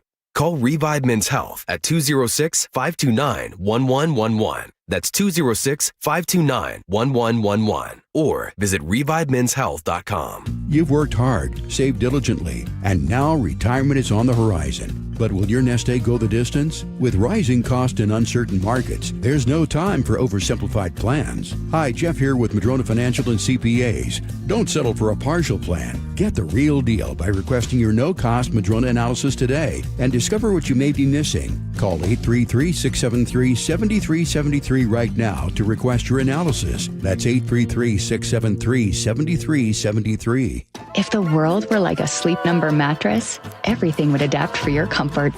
Your coffee would never get cold. Your flight would always be on time. And your mattress would always respond to you and your unique sleep needs. Sleep Number mattresses are designed to respond to your body and shift with your changing life, helping you fall asleep faster and stay asleep longer. To experience a whole new world of comfort, visit a Sleep Number store or go to sleepnumber.com. Sleep Number. To a good life sleep. And Doug. Limu and I created a trick to help you remember that you can customize your car insurance and save with Liberty Mutual. You see, the shirts Limu and I wear are yellow, and yellow is the color of lemons. And lemons grow on trees, and trees provide oxygen. And oxygen helps us breathe, and breathing is how you live. And you can live more life when you save money by customizing your car insurance. I agree, Limu. It's really quite simple. Only pay for what you need at libertymutual.com. Liberty, liberty, liberty, liberty. Did you know that nearly half the homes in Western Washington are not properly insulated or not insulated at all? That may be the reason why your home is way too hot in the summer and way too cold in the winter. It may also be the reason that your energy bills are sky high. Right now, Insulation Northwest is offering a free inspection of your home's insulation. This is a $199 value and it's absolutely free, no obligation. Just call today and Insulation Northwest will arrange a time that works with your schedule. We'll perform a thorough exam of your home's insulation and give you the advice you need to start saving thousands. Everyone who calls today will also receive a free infrared screening of your home using the latest technology. This will help reveal any hidden flaws in your home's protective energy blanket. What do you have to lose? It only takes about an hour and it's absolutely free. Call Insulation Northwest today, the real insulation company. InsulationNorthwest.com. KIRO News Radio is giving you a shot at 4 tickets to see the Seahawks in their preseason home opener, Saturday, August 15th. To enter, open the KIRO Newsradio app or visit mynorthwest.com/win for details. You can enter once per day, so the more you enter, the better your chances. Enter daily from July 28th through August 3rd. Full details and rules at mynorthwest.com/win. That's mynorthwest.com/win. KIRO News Radio is your chance to win 2 tickets to see Santana and the Doobie Brothers White River Amphitheater August 6th. Head to mynorthwest.com/win to enter and see contest rules. That's mynorthwest.com/win for your chance to win. The John Curley Show mailbag is brought to you by Advanced Hair Restoration. Thank you, Advanced Hair. Thank you, Sean. Boy, a full day of news. Not a lot of shenanigans today. No, come on, man. Come on now. Yeah, what happened to my 5:30 interview? I know, tomorrow, Nate. Nope. Yes, I'm booked tomorrow. No. I'm booked tomorrow. Don't do that to me, Nate. We have time for a song? There we go. We'll get the letter of the day first, take care of all the rest. Joe. Big Al in the 360 says, John, I believe now due to safety concerns voiced by liberals, the horses run up the hill in Omak. That's good. 206, the running of Jimothy's. That's their proposed new seafair. Instead of the seafair, yeah. R.C. Edmond says... Concanelli Outhouse Race. That's Outhouse Race, the Omak Stampede, and the Suicide Race gets away with it because it's on an Indian res. I Love America and the Blue Angels. Mm-hmm. Barbara in the 425 says... Nanaimo, yeah. Has a crazy... Nanaimo, yes, sorry. Has a crazy bathtub race across the bay. It's hilarious to watch, really. Tina in Seattle says several years ago there was a sponsored run early in the morning through downtown. I think some supporters were there cheering them on, but there was a woman living in an apartment who was not so enthusiastic, apparently disturbed by all the noise. So she started yelling about having worked last night and throwing things at the runners, including canned goods and pieces of frozen chicken. Yes. Jeffrey in West Seattle says, whoa, John, let's go missiles. Thanks for the show. Braden in Snohomish says, I'm with Joe, fly the Blue Angels lower. The feeling I get when I see those planes rip through the sky is like nothing else. So pumped. Yeah, hee-haw, Aaron, LOL. No bad ideas, Joe. Didn't you hear about the donkey race? We're gonna. Yeah, it never happened. John's existential AI crisis. Brent in Puyallup says, I'm sorry, Hal, I can't do that. I'm sorry, Hal, I can't do that. I better get this one too. Lee on the Key Peninsula says, years ago there was an international agreement regulating recombinant DNA in gain-of-function experiments, but it did not stop China from creating COVID. So what's going to stop them from creating evil AI? I know the molecular biology stuff. I'm an emerita professor of medicine and did this kind of work. Fernando in Seattle says, welcome to the hole. Welcome to the hole. Todd in the Keenum Claw says, I don't think John understands what the word open means as related to software. And really, he's got to put a political spin on Wikipedia. Dude, give it a rest. You don't know Wikipedia is political? Unrelated to the open AI. I'm just saying it was supposed to be open. Okay. By the way, tomorrow, Joe saved you of my tirade. Tomorrow, Mr. Fauci gets a chance to answer questions. Andrew, bring the paddles. His 1,000-page diary. And he just kept track of all the different interviews he did and how excited he was. And I think I'm the most famous person in the world. What an idiot. Why didn't he burn that thing? Joel in Snohomish says, Frank Herbert covered these concepts in Dune as well. The kids I did bong hits with in the 70s discussed this and other possibilities just because we were bored. Hee-haw Aaron again. I wonder what AI will call itself once it believes it's no longer artificial. Ooh, wow, that's deep. And now it is time for the letter of the day. Kellen the Cabin Genie says, I was behind on the show and just heard the reveal on the doctor that was profiting off Jimothy turned out to be Sherry. That made my year. I had no idea that was Sherry until she slightly dropped the accent and said aloud, is that Sherry? Then she spoke one more word and I exclaimed, oh my God, Chandler Bing style, that is Sherry, the master of comedy. I miss and love you, Sherry. I believe I'm her biggest fan and miss her dearly. She had me dying with the in faucet line. Yeah. Words cannot describe how much I miss Sherry. Again, made my year with the disguise. Yeah, it's funny. Do get a chance to listen to it if you missed it. Now that you know that it's Sherry, you'll enjoy it even more. There's 3 or 4 little things in there that are pretty good. Yes. What you say? How you say open the robe? Yeah, we've finally been forgiven by all departments on that. That's all she wrote. Joe's fault, everybody. Joe's fault. That's right. All right. All right, we got another hour coming to you. Ding dong. Hee-haw. Ding do. Ding do. Sure. Here comes Nate checking traffic. Nate. All right, Everett to Arlington is struggling today. It's taking an hour and 10 minutes right now. That's a 55-minute delay as we recover from a couple of earlier blocking problems. Both have recently cleared, so we're left with a solid backup from 526 all the way past the Outlet Mall in Marysville. Seattle to Everett, 40 minutes. Bellevue to Everett, 45. South 5 into Seattle gets packed at Lake City Way down to I-90. North 5 is thick from the Michigan Curve to the Ship Canal Bridge. Northbound 99, we're bumper to bumper from the West Seattle Bridge all the way to Mercer. Southbound 99, wide open through downtown. Over to Mercer Island, westbound 90, we've cleared the main line just before the Mercer lid. Our crash only blocks the on-ramp now from 80th, 35 minutes from Bellevue to Seattle. Westbound 520 is at 45 minutes from Bellevue, and it is jam-packed from Lake Washington Boulevard all the way to I-5. And in Lakewood, we just cleared that collision, North 5 near Bridgeport Way. KIRO News Radio, real-time traffic. I'm Nate Connors. Choke Points with Chris Sullivan. With Choke Points, we try to answer listeners' questions. It can be as simple as a neighborhood stop sign, or it can be as big as the budget for transportation. I don't care. I'll find the answer for you. It's really easy to get a hold of me at mynorthwest.com. We have a direct link there that gets right to me. You can also do it in the app. You can hit me up on the text line. Choke Points, presented by Carter Subaru. Tuesdays and Thursdays on KIRO News Radio 97.3 FM. You're still glowing, flirting, grooving. You've still got it. But your immune system weakens as you age, making it harder to fight illnesses like pneumococcal pneumonia and RSV. Vaccines are a key part of any health routine and can help protect you from getting really sick. Ask your doctor or pharmacist which vaccines you need. See more at PfizerForAll.com. Sponsored by Pfizer.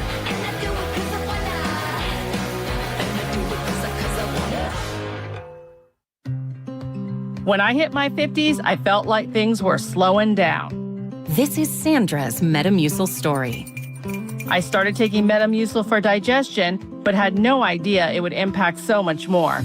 Not only did Metamucil help me feel more regular, but my heart health saw the benefits too.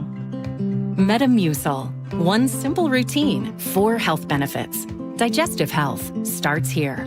Go to Metamucil.com for more details. After the mild winter we just had, forecasters are predicting above average temperatures this summer across western Washington. If your home is struggling to stay cool, your attic could be the culprit. Jake Skorheim here. Poor insulation or no insulation in your attic can account for up to 40% of the heat gain in your home over the summer. That puts a load on your air conditioner and it can leave you sweating. Fortunately, Valentine Roofing has you covered. This summer, bundle energy-saving attic insulation with a new roof and save 10%. That's better comfort, improved energy efficiency, and less strain on your cooling system. Thousands of homeowners have trusted Valentine Roofing for roofing, attic insulation, and complete home protection because every project comes with the Valentine experience. Seamless communication, meticulous cleanup, and extra mile service. Plus, with no money down on your project, you don't pay until your project is complete. Call 206 Roofing to save 10% when you bundle a new roof and attic insulation. That's 206 Roofing. And remember, when you see the red Valentine van, you know your home is in good hands. Tune in to Elevate Your Wealth. If you're 5 to 10 years from retirement, you do not have the time to deal with a market downturn. With Mark Stimson and Casey Elkins. It's important that you know what the rules are, because if you don't, you can make some tremendous decisions that could adversely affect you, and you may not be able to go back and fix them. Tune in to Elevate Your Wealth, Saturdays at 11 a.m., right here on KIRO Newsradio 97.3 FM. Now is your time to get into a new D.R. Horton home by taking advantage of its National Red Tag Sales Event going on right now through Sunday, August 2nd. Stop by any of its participating communities and find select Red Tag homes at incredible pricing. So whether you're buying your first home or looking for an upgrade, you don't want to miss the Red Tag Sales Event going on right now. Discover the D.R. Horton difference at drhorton.com. D.R. Horton, America's builder, an equal housing opportunity builder. There's a sink at the brink and a drain that's a pain. DayandNight.net. Slow drain? Backed up toilet? Call Day and Night to save $100 off any drain cleaning. Hi, I'm Bruce with Day and Night Plumbing and Heating. From a slow drain to a major backup, no drain is too big or too small.